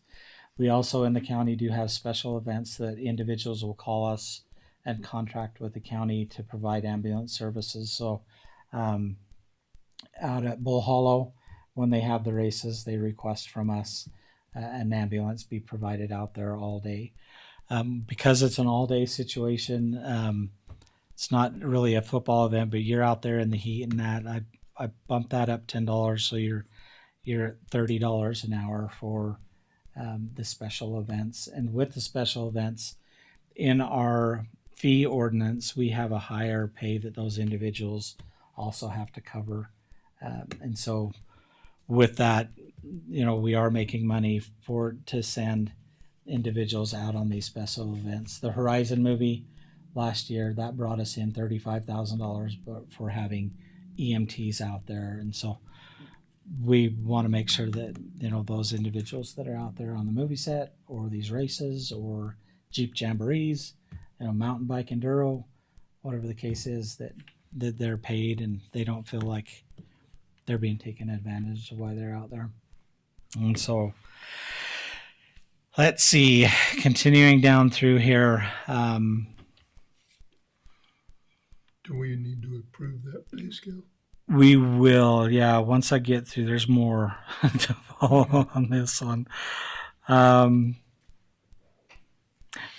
here, I propose hiring an additional full-time employee. What I would like to get to, so in all, if we're fully staffed, we currently have 5. So this is an additional full-time person that I'm asking for. When I was looking at Grand County's schedule that they've had in the past, I really like kind of how they had scheduled employees, and they had 6 employees that they could run through on there, and then you fill in that second or third person with part-time employees.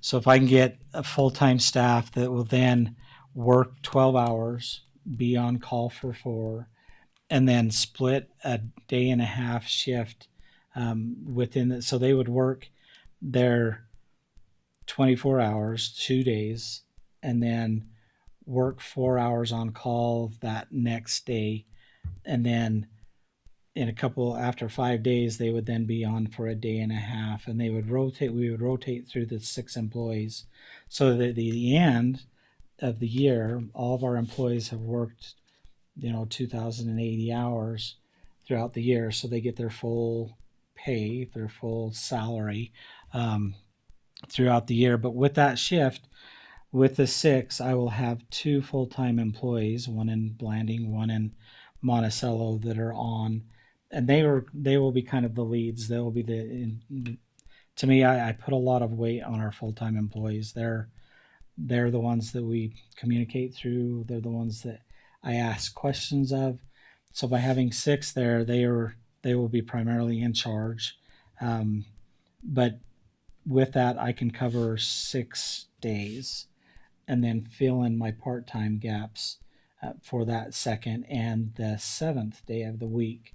Because we have to provide coverage 24/7, this at least will get us closer to being able to kind of fluctuate my part-times on the nights and more on the weekends, rather than have the full-times taking up only weekends or only nights, where the part-timers, what I tend to see is it's pretty easy to fill a schedule of part-timers in the evenings and on the weekends rather than the days. The days are the ones where I find the holes in our schedules. And so I'm hoping with that additional person that I can kind of iron that out, at least normalize it in our schedule to where they're not taking the weekends, where the part-times can really sign up because they're not working their 5-day work week shift, but free up the weekends, but free up the nights as much as possible.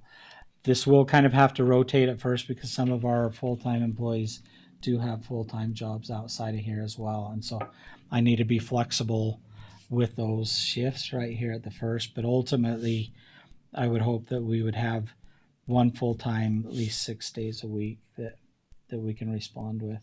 And so hopefully that will help with our system on the rotation. When I watched with Grand County, they seemed to make it work. It happened pretty fluently there. And so I'm hoping that we can get that fluency here with ours. I am requesting the commission approve a one-time bonus. In this year's budget, I talked to you about an incentive kind of motivation efforts for our employees. Our first responders, they don't get a lot of recognition, and I haven't done a lot to recognize them either. And I feel that, it's time. They do. I've got some first responders that are out there that will respond. They respond, even though they're not supposed to respond, they respond. They're worried, that people are showing up. And so I'd like to just do some appreciation this year where in awards, you have a 5-year service award of $100, 10 years service, $200, 15 years, $300, 20 at $400. This is already in the budget. This is already in our HR budget that we programmed with ARPA funds. And so it's not a taxpayer incentive, it's just a bonus. And I will bring those individuals back in a commission meeting so that we can properly recognize them here in commission meeting. One thing that I left out on here is in the past, we've reimbursed our employees that are advancing in their career here. So they become an EMT advanced and go through that advanced certification. We've reimbursed employees for that education and that certification. What I haven't seen here is the paramedic program. In this year's grant that we received, and it was over $80,000 from the state, in there, one of the things that I mentioned is this career path. And I talked to you about it before, is establishing a career path where with those grant funds, we can then help pay for that paramedic licensure. And that's really where we need to be, is at a paramedic level in our ambulance services. I think right now we have 2 paramedics that are on our system, and we need to get more that are the full-time and go more of a full-time paramedic. We do have some at the part-time that are paramedic as well, but I'd really like to create an incentive for them to where we will pay for their certification at a paramedic level, reimburse them. But with that, similar to what we do with the sheriff's office, we will pay a deputy coming in, we pay them their hourly wage while they go through post. And then at the end of post, so we cover their post costs to become a certified sheriff. And at the end of that, or at the beginning of that, we contract essentially with that deputy. The county will pay for this and reimburse you all of the fees for this. At the end of all of this, you owe us 3 years. And if you break that contract and want to get out and move away, that's fine. But then pro rata share, you have to pay us back, if you don't complete those 3 years. So I'd like to do that same type of contract here with our paramedics. Is we'll reimburse you those costs, but with that, at the end of all of it, you owe us 3 years. And then if you try to sever that contract, it's just a pro rata share that you have to reimburse the county back, because the whole intent is really to elevate it up to a paramedic level where it should be, where we tell the state that we want to be, to try to encourage our employees to move up the career path rung and become fully vested at a paramedic level. You get more pay if you're at the paramedic level, but then they can also respond at a paramedic level as well. And so hoping with that encouragement and knowing that we have grant funding that can help with this, kind of offset the costs on here, that with that program and a 3-year commitment after, then we can get more people up at the paramedic level.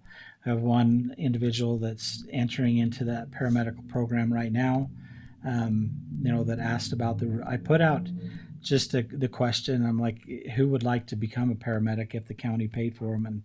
And I think we had around 10, 15 people say, hey, I would like to.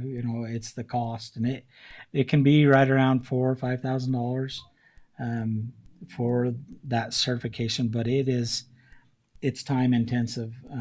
You're essentially, it seems to me like you're almost becoming a doctor. You've got residency requirements. It's a lot easier. I watched UNHS. They just had a program where they advanced a lot of paramedics, but they're tied in with the hospital system. And so those nurses that become paramedics they're working already in the nursing program at the hospital. And so it makes it a little bit easier to tie those two together. Whereas we're not tied to that type of a system here. They have to go get residency somewhere else outside of serving on the ambulance. And so I'm hoping that we can put some incentives in there to get that higher level of certification here through that process. With all of these changes, we haven't rolled it out with staff other than our full-time employees. I don't know if the part-times what they'll think of this shift, but we'll start pushing it out to them if we get the approval today. But one of the things that I'd like to do is start reaching out to our towns. It'd be nice to have just like a town open house where we can invite citizens to come in to meet your first responders, and do just a little bit of outreach to our citizens here on a local level so that they can understand the operations of the EMS services. So hopefully we can try to recruit people to come in. All of this in here that I'm asking you to approve today is really based on a part-time model, but now that we can also have volunteers, it would be nice to get more volunteers that come in that don't really care about the pay, that really want to work and help support their communities, that aren't looking for any money to do it, just that kindness of heart and knowing that, hey, you get an opportunity to save lives here. You get an opportunity to really make a difference in somebody's lives, whether it's a tourist or a local citizen. That I'm hoping that we can have that discussion with our towns, our cities and towns, and say, hey, we need help, and we're looking for you to help us with this, instead of it just being an outside burden that you have to endure.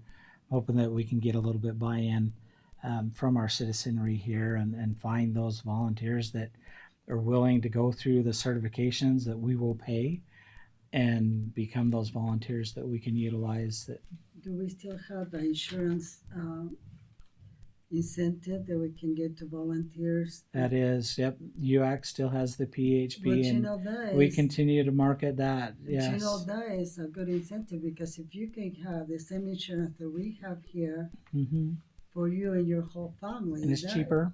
It's cheaper. Yeah. Well, and some people don't have the ability to get No. insurance, and so it is No. a good thing that I think we need to promote as we look for volunteer. That means somebody that's retired and still Yeah. have Yeah. years left to do a second career, maybe. There are some worrisome changes that are coming down the line as well. OSHA is going through their requirements right now, and during this last EMS directors meeting, there was a presentation giving on some of these OSHA changes that are currently under public review. The way I understood it was, there's now more of a fitness for duty qualification for our EMTs and our fire volunteers as well. They would be under that fitness for duty, to where we've got to test them. We've got to find out, from a doctor whether or not they're physically fit, if they're on medication, or if they have any heart problems, heart conditions, things like that, right at the first of employment. And then after a couple of years, we have to do an assessment on them again. That also stands for not only physically, but also mentally. They have to go through a mental health evaluation as well. And then we have to continue to reassess. And that's the mental health I concur with. The physical side of it, nobody likes to undergo that. But there is that requirement that's possibly coming. With that, it will also require that we provide the mental health therapy, which we already provide through Bloomquist, so we're covered on that aspect. But on the physical side of it, it will also require us to either implement those type of physical fitness stations in our actual stations, or provide them with gym membership, so that they can continue to remain physically fit and I don't know, the optimum response or whatever it is on physical fitness. And so there are some changes with that we're watching. I also talked to, just so that you're aware, I spoke to Darren at UAC about the possibility of coming down and meeting with the cities. We still have that discussion that we've got to continue with the cities, is what happens with the ambulance services here and the 911 response question. And so he had mentioned at UAC that he's willing to come down and participate with that during a work session. I've just got to get that schedule lined up with him. He's a very busy person. I have a question with the transport. Did you have two people travel in the transport with your transport, mental You would, yeah. patient? Yep. You have to have that too. One driving. One driver And will one in make back. sure that the other one's not Yep. trying to choke you. Yeah. And some of the discussions with the deputy and that sheriff, or the deputy and the EMT, if they're an unruly patient type thing, is, can we work a deal where the sheriff is also one of those individuals in the back? Right now, the difficulty that the sheriff has is it's one person, and they're in back of a cage. And so if that individual has to go to the restroom along the way, and they're transporting to Salt Lake, and you get to Price, and they've got to go to the restroom, well, the sheriff, what now is they use other sheriff facilities, other prisons, and bring him into the Sally Port in a locked area, and let them use the restroom there. They don't stop at the rest stop, or because it's just one person with the patient. And so to be safe, they've had to kind of up their system of care of how they transport mental health patients on the individuals behind the cage sometimes don't necessarily have to be there behind a cage, but sometimes they definitely need to be behind the cage. And so, especially if if they're having an issue, they need to be taken somewhere. yes, yep, yeah. And so that's kind of, that'll come.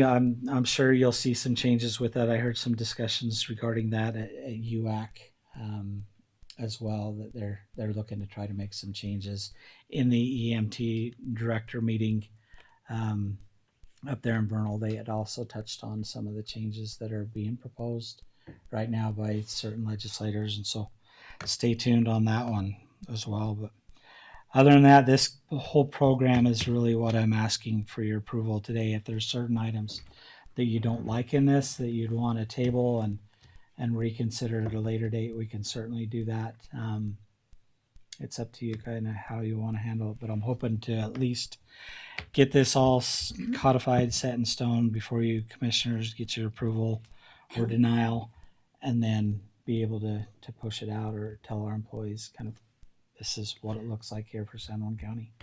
I just want to make a comment. One of the hardest thing for any organization, business, corporation, is dealing with changes. Mm-hmm. And corporations spend lots of money on trying to figure out how they're going to address changes. This is not, the situation with that we're trying to address here is not something that just happened overnight. It's a situation have been going for many, many years, and it's to the point it's like an untangled yarn that we cannot figure what's the end of the yarn, and it's all tangled up, and we cannot figure out what's what. And I think it's also hard. It's hard for the changes coming because we're used to doing things a certain way. But it's also hard trying to manage something that we don't have answers. We don't know when this got started, where it was approved, or how it works. And I think making things uniform, it makes it easy for us to be able to even address, any situations. And so I think that it's not going to be easy. The change is going to affect people, but it is the way I see it, and having been, talking about the ambulance since I became a commissioner, it is a hard situation to manage the way it is, and I think that, that's what I want to make a comment about that. I don't know how the other commissioners feel about. I think that we needed this in writing, and it's been a long time coming. So I know this will give us structure, a much needed structure, and it'll also sort through a lot of the verbal agreements that were happening. So I'm in support of this. Commissioner Adams?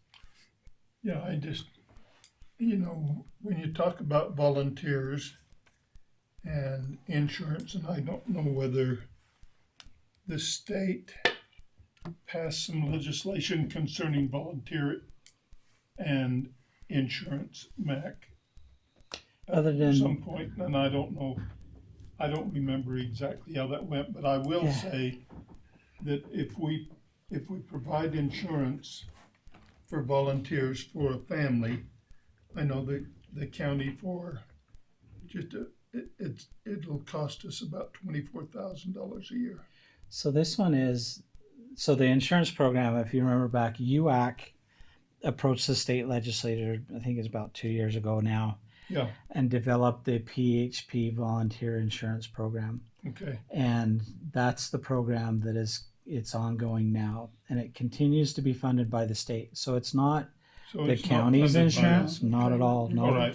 this isn't funded. This is funded, and it's a direct allocation from the state. Now you need to know that that's not an ongoing, continuous allocation. They funded it for several years, Mhm. and so the money hasn't run out yet. But it's something that UAC with us continues to push Okay. for. This insurance that they get from PHP through UAC is a lot more affordable. It doesn't cost the county anything, but if they look at, and this is one of the things that we've told our full-time to champion to our part-timers is if they look at, say they're under the Forest Service umbrella right now and a family plan, they look at our PHP plan that the state has, it usually beats that rate. And so it's a completely autonomous PHP insured. That also has dental on there as well, and it's a state funded. Sometimes when you start a program, to get out of it is a lot harder than entering in it. So you imagine, and we probably have probably 6 or 7 employees that participate in the volunteer insurance program already. Imagine 7 times the 28 counties throughout the state, and all of a sudden you're going to tell them that we're going to yank your funding on insurance. I think it's going to be a hard thing for the state to get out of, but we welcome it because we use it as an incentive when we market now on our employment offerings that, hey, you come to work for the county as a basic, you can get insurance as well, and at this discounted rate. And so to me it's helped our employees, and it doesn't cost the county. And maybe the only way the state can get out of that is a state mandate that the county take over the costs, which the state sometimes does mandate. But so far, you've got a lot of support from the state legislators on the EMS program. Darren Bushman being at the helm now, very well liked, very supported director of EMS services. It's a program. The big counties, they have the money to pay. They have the money. EMS.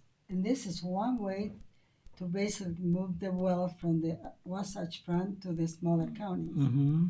And so I think, as long as the state of Utah is doing good financially, which it is, I think it continues. And it's one way to distribute the wealth, because sometimes you wonder, how can we move the wealth from the Wasatch Front? And then, when we're with the commissioners, the point was brought up that we don't want to deplete the Wasatch Front, because then those cities become abandoned, become ghostly. So they have to maintain those cities. Yeah. But this is one way that they can distribute the wealth without creating too much poverty in the bigger counties, or make them, So true. be a ghost town. And they come here and expect us to provide exact same services. Well, what you guys think, commissioners? All right, commissioners, I think we're done talking about this. We just need to figure out whether we want to approve the pay scale and the operational changes. Yeah, I'll make a motion. We approve the pay scale and the bonuses as presented by Mac. Apparently we have it in the budget, and something we need to do to have better clarification. Motion by Commissioner Adams. Can we add something like to have the opportunity to revisit the program, if it, because this is going to be something new. No, I appreciate you bringing that up. So I think if we can have that we can be open to, to revisit things that maybe need adjustment or. Yep. Whether or not it's successful. Yeah. Yeah. As no, and I appreciate it, because it was exactly in my head is what happens. We present it to, our part-times, and all of a sudden they abandon ship, and it's like, okay, then tell us what will work. The hard part too, just to remember, is this is not financially stable, and our EMS program in total is based off of the revenue from the runs. But hopefully with this shift and getting more into the transport side of it, then we can offset and make up for that. And so we're still running in the red. I don't want to kid you that we're not, but the employees also need to understand that, even though we've increased the wage rate, the hourly rates up, to try to be more competitive with as a region, that this system is something that you'll never be wealthy off of. Working for the county, you'll never be wealthy working for the county. It's really, and this is where I think a lot of our mindset from our EMTs is about serving the public. We have some awesome EMTs that when there's a hole, they're willing to come out and ask the question, hey, do you need help? If there's a call, they're willing to ask the question, do you need help? The football game last week, we didn't have it in a block to sign up for. They had people calling around and say, hey, is anybody covering the football game? And so that's the caliber of EMTs that we have out there. And I think revisit team, it gives an opportunity to listen to them and also them to understand that what the financial situation is with the county. I mean, we have several employees that probably doing more than one duty because Absolutely. we don't have the money. And so I think if we have that communication back and forth, we can, even get suggestion from them. Sometimes it's something that may be an improvement, but so when we talk about having a van, special for transport, what kind of money were you talking about? I don't know. We're gonna have to look at the cost. It was one of the things I thought about as one of these sleepless nights throughout the weekend and the last week, is just trying to figure out how do we make a go of it. The ambulances if that we're we have are losing- fairly new. If we're losing how much money?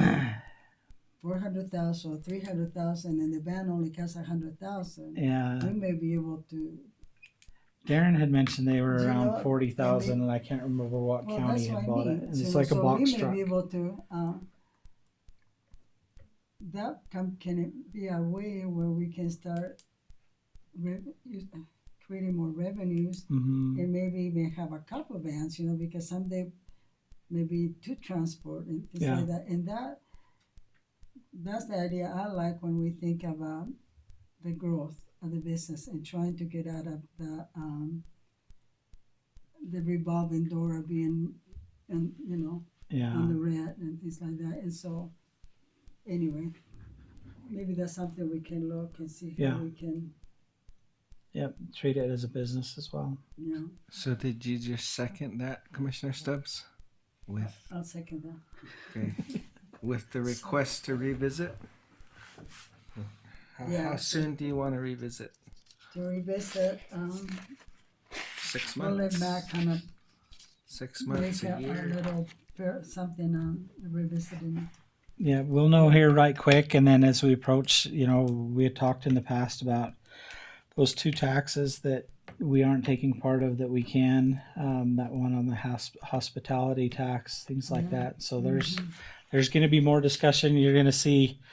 What I didn't have time to is go through the department policies and get you the better department policies, or improved, not necessarily better, but improved department policies. And so I've got to bring those back for you. We're in October now, and this is when we begin our budget discussions, and the departments start to propose their budgets. November is when we have the hearings. So we're going to hear right quick from staff what this looks like, and then having those town hall meetings, reaching out to the communities. They're going to hear about it as well. What are the opportunities? What are the difficulties that we're having? And so you'll hear a lot here shortly with EMS. Thank you. Sometimes I'm up really late and I see something an email come from Mac at 2:00 in the morning. Yep. And So you can think about ambulance right he now. said, go to bed, and I said, you go to bed. And, oh, man. But thank you so much to everyone. Okay. We got a motion by Commissioner Adams to approve, second by Commissioner Stubbs, with the request to revisit. I'm guessing within 3 months. I guess we'll have to get ready by the time the budget comes. So, yeah. Okay. All right then. Let's go ahead and take a vote. All those in favor to approve, say aye. Aye. That's 3 in favor. None opposed. That's unanimous approval for item number 17.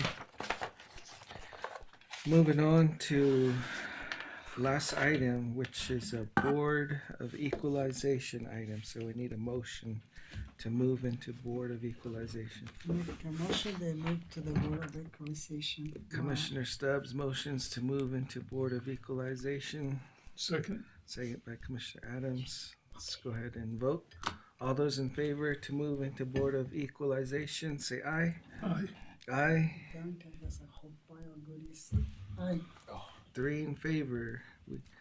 We are now in Board of Equalization mode. Mac? This one here is you got consideration approval of Board of Equalization properties list number 3. Lyman's not here, so we have Rick this attended, our county assessor. Hello, Afternoon, commissioners. how are you today? Good, good. We're getting to the end of the Board of Equalizations, That's good. getting fewer and fewer. So actually, most of these should have been taken care of 2 weeks ago, but we had a little snafu on that. So we're presenting these today.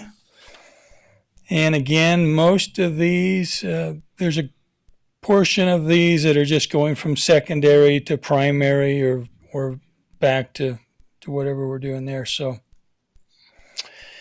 and also what happens with every Board of Equalization is anybody on this list gets a letter from Lyman, they get 45 more days to think about what they want. Oh, So some of these folks could actually come back and say they didn't like what happened today, and we could look at this again. So so that means they want to pay more taxes? we usually don't have that dilemma. Usually it's like number 7, planning storage units. So from commissioners, so there's 3 ways of valuation of a property. There's, of course, the valuation of, you can actually get the cost, what it costs to build, and so forth. The second way would be find comparable sales, and you see what the market value is on the sales. And the third way, and this is number 7, for commercial properties, they can actually come in and present their income statements, and we can derive a value from their income. And this is what has happened on number 7 with the planning storage units. So that income statement came in, and that's why we gave that to our appraisal people, and they looked at that and they said, okay, we'll drop that to 559 on that one. You on number 7 on this? I'm not following you. Oh, it's the Planning Storage LLC. So we got 2, Is it- 3. I'll second. Might be a different number on yours, Commissioner Adams. Number 7 is D-Jack. Okay, so Cabin. go above number 6. Look up there. Is I can't see that. oh here. Sorry, the commissioner started to be the same way. She's like, I've got nothing. All right. Oh, it's the last one there. So yeah, you've got Is that the one is? You've present got- value I wonder if 7? it pulled your spreadsheet. And, no. What happened was I think there's a duplication on that last. oh, on this last one. Yeah, Okay, I was right gone last week down to Texas, so we gave this to Lyman. Looks like there's a little bit of difference here, so we'll make sure that's correct on that one.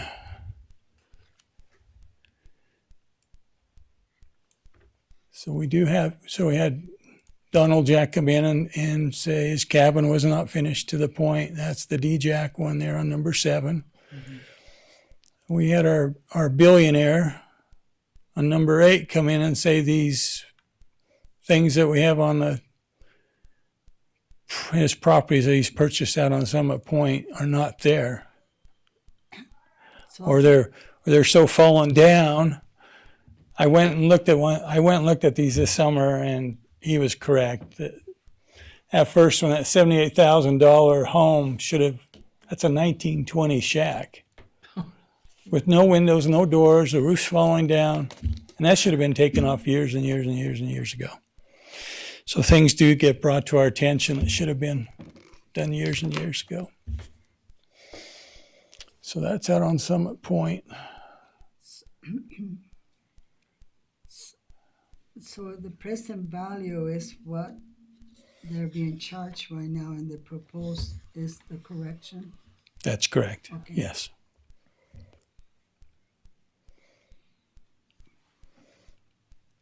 So on the when they change from secondary to primary or primary to secondary, there's no change in value.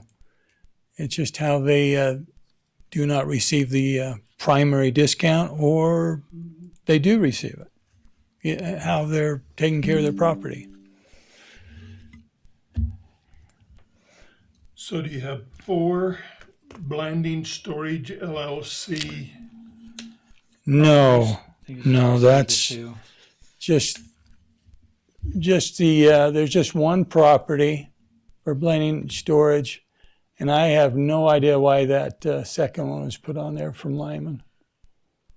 We gave these, This looks like you got two different parcel numbers, but I think it's a spreadsheet. mm-hmm. So which ones are we using?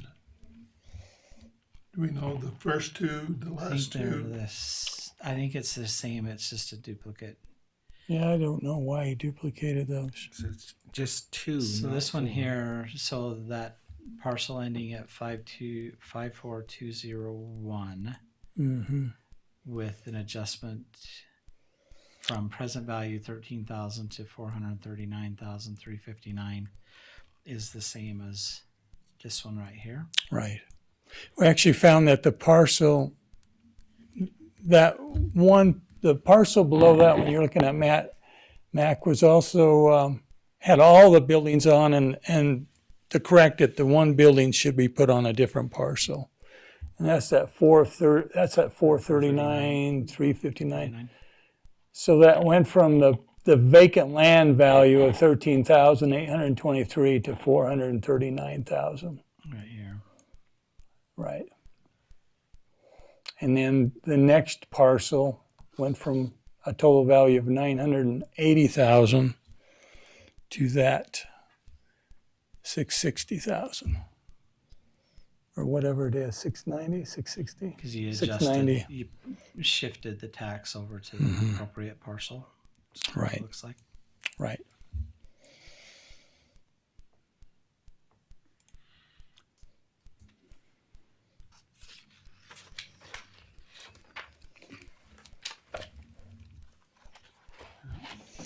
It's all math. Well, it happened to me. I was doing a presentation on a grant, and the thing I thought what I had, it wasn't there, and it was so scary because I'm talking to people, and it was just. I Yeah, think you have those little So rolls the- that come in the middle of the night, and the one I have only has the Two. two that I was hoping would get. yeah. So I've That's been okay, I mean- I've been on vacation since last week. So Well, I think computers have their own way of doing things. actually went to a Just horse torment the men. sale in Texas. Yeah. I mean, I have many stories about it. So They had That's what he 1,800 says. horses. anyway,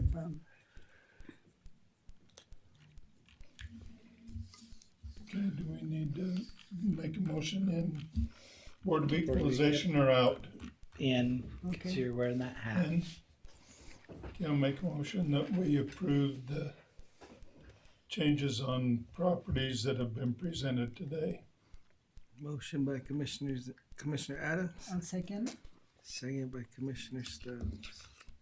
Thank you.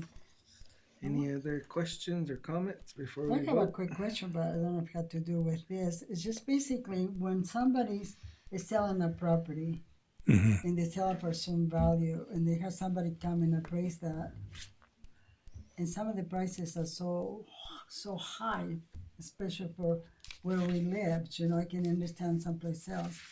So did they go according to this appraisal, or did they go according to the appraiser idea that maybe this property can be worth that much money someplace else? I don't know, how sometimes we get the prices so high on property, which making it hard for people to build affordable housing, and that's where I'm coming from, you know how? Oh, yes. So a lot of times somebody will want that specific piece of land, either for the view or for the amenities and they will pay a premium for that piece. They'll pay more because they want They it. want the property. The demand is there and they want When that piece. happened, that increased increase the value of the neighbor? No, we look at those things very, very, very, very carefully because they do happen all the time. You have a millionaire that comes in and says, hey, I want to buy that house. I don't care what I'm paying for it. I just want it. Yeah. And so the price might be quite a bit higher than what we have on the records. And we do look at that and make sure everybody's equal, that we have some equality across the board. Well, thank you. You Yeah. answered my question. We watch for those a lot because Spanish Valley and around that country. Actually, LaSalle, Bluff's got a problem with that too. Mm-hmm. Mm-hmm. Oh yeah. Some areas in Blanding, I think too, I think that, anyway. Oh yes. Okay, let's go ahead and take a vote. All those in favor to approve, say aye. Aye. Aye. That's 3 in favor, no opposed. Motion carries unanimously. We need to get out of Board of Equalization now. I make a motion that we adjourn from the board equalization Motion back back, to our regular meeting. motion by Commissioner Stubbs to exit. Second by Commissioner Adams. All right, all those in favor to exit out of Board of Equalization, say aye. Aye. Aye. It's 3 in favor, none opposed. Motion carries unanimously. We are back at. Thank you, commissioners. Yeah. We'll Thank you. see you again in 2 weeks. All right, moving on with our agenda. Looks like we're on commission reports. So please no pushing or shoving, but who would like to go first? I may stop by when I get out of here. I'll stop by when I get out. Commission reports. Commission report. I'll go first. Okay. I only have one item. Our Community Justice Coordinating Council met Friday of the 20. What date was that? It was on Friday the 20th in Shiprock Police Department. Mac and Rosa were there, and I was there, and we were treated by Navajo PD. They made Navajo fried bread and Navajo tacos. So Wow, that's so yummy. they hosted a very nice lunch for us after the meeting. We had a great tour of their facility. They have a building that they renovated. I think it's the old post office. And they showed us their equipment. They had a mobile emergency command unit where all their equipment was in the back. They also had, I believe, 5 police officers in that building. And we were received well, treated well, and had an amazing lunch with them. So that was pretty awesome. And I just wanted to share that. You guys missed out on some fresh fried bread and Well, you didn't bring us any? Navajo tacos. So that was a wonderful meeting. That's all I have for my report. Who would like to go next? I guess I can go next. Okay. I'm just gonna share 3 things. On September the 20th, I traveled to Manu Valley, and we had a meeting regarding the Old Jedo Senior Center. It was a meeting that had some tribal leaders and members of the chapter, and we have online we had Tony Dash, which is member. He is in charge of the Navajo Trust Fund, and myself. I was there as representing not only the county but the Navajo Rehabilitation Fund. So we have a center. They have been closed since last August. So it's been over a year. They have been not operating, and they're trying to get it back where it can be usable. It's really close. I mean, it has a brand new kitchen because they had a fire there. They have some things that need to be done in order to start operating. And I think the kind of like the conflict was between remodeling the center or waiting for a new center. I think I felt like at the end of the meeting we came to an agreement maybe that it'd be better just to go ahead and repair the one and it's a really nice facility, and so it can be used for something else if they do build a center more in Monte Valley. On the 21st was a Saturday. We had the Soul for Souls. They gave away shoes, and we have over 300 pairs of shoes given away. We had a really good turnout, and shoes just for children and all age of students, and we had some few that's left over, and I think they will be given to the schools. And they also we didn't have size, and they were taking order, and those orders are going to be delivered to each individual school. On Sunday the 22nd, I participated with Westwater committee meeting, and it's always a delight for me to participate with them. They're getting ready right now for doing the trenches to start bringing the water in, and they're very excited about that. And we talk about the signs that we're going to put there, and the request that we wait till all the construction is done so they can have speed signs or whatever signs that TJ is working and put in there. So I did contact TJ and told him just to hold till they tell us, till they notify of us that the construction being done so that we can put those signs. So these are the things, but All right. Thank you, Commissioner Stubbs. you're welcome. Commissioner Adams. Well, on Monday, I got an invitation on the 23rd to go to the Governor's Gala. It was at the Salt Palace, Well, the picture looked nice. and it was really a nice event, really fun event.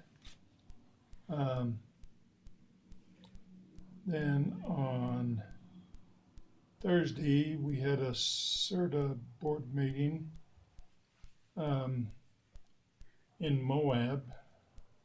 Mac and I attended that. I have a question about that because I had an invite and I just put mute and I didn't say anything because I wasn't sure if I was breaking the rule of being there. But Yeah, I think it's an open public meeting. oh, okay. So I wasn't sure what it was. So Yeah. I was just behaving myself, not answering anything, not saying anything.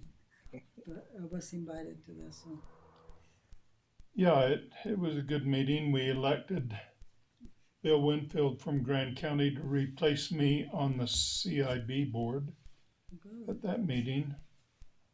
Later that day, I participated in a place working group meeting with people from all over the state, trying to look at future needs, and it was a good meeting. It was a lot of people that I had not met before, but it was fun. Then on Monday, the 30th, I went with Mac to Moab and had a watershed meeting for our region, and just looking at possibly taking water out of the Colorado River to use for residents in Spanish Valley and Moab as well.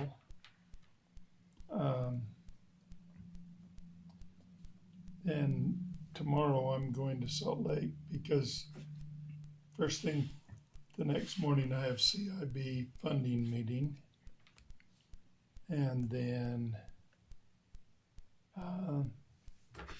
working with a group from state parks and other agencies to come down and look at the Discovery Center. It's closed right now. Trying to encourage the state, somebody in the state, to take that over. And so we're having a tour of that Discovery Center on Friday at 1. This coming Friday? Yeah. Okay. And I think we're gonna have job interviews. We're supposed to be having, me and you supposed to be on a committee job interview, so I'll plan to attend if we can make it either before or after. What time's your meeting on Friday? Then Sunday I go to Cedar City because Monday is the One Utah Summit for the governor. And I have a confirmation hearing online at 12 with the Utah State Senate for my appointment to the UDOT Commission. Then at 1:30 to 2:30, the governor's going to give me a service award at that conference, so I'll be down there that day and come home Tuesday. Won't be able to stay for the whole thing because I have a dental appointment I've been trying to get taken care of for about 3 weeks now, but haven't been able to get an opening. So just busy, lots of different meetings to go to. And so after our next commission meeting, which is on the 16th? 15th. I'm going to be gone for 10 days. My wife and I are going with my oldest son. We're flying to Venice. Going to spend 10 days in Italy. We came with the commission there. Well, we'll be done. We'll be done for the month. So I kind of planned it that way so I wouldn't have to be gone during that time. But that's kind of all I have to report. That'd be nice. Yeah. Commission meeting in Venice. I know, seriously, huh? Or we could have it at the Vatican. I'd love to down there. That'd be awesome. I just want their We got to archives. climb the walls to do it. All right. Shall we make a last motion? Yeah, thank you, commissioners, for your reports. Now we're on adjournment. Okay, I'll make a motion to adjourn the meeting. I'll second Commissioner it. Stubbs' motion to adjourn, seconded by Commissioner Adams. All All right, all those in favor to adjourn? Aye. Aye. I leave in 3 in 2 o'clock. favor. Adjourned at 1:32 p.m. We have this little grandson that had a broken collarbone, and he started playing. And both times that he went in the game, he made a touchdown. So now we're going to Moab to go watch him in Moab. Yeah, in Moab, huh? Tonight, today they play Moab. Well, say All hi. right. Say hi to my boy. Good meeting. No, that was. I think you got a recorder up here, Mac. Yeah, I'll Still get it. running. I gotta turn off the live broadcast as well. See you guys. See you, Thanks, Commissioner Commissioner. Adams. Hold on.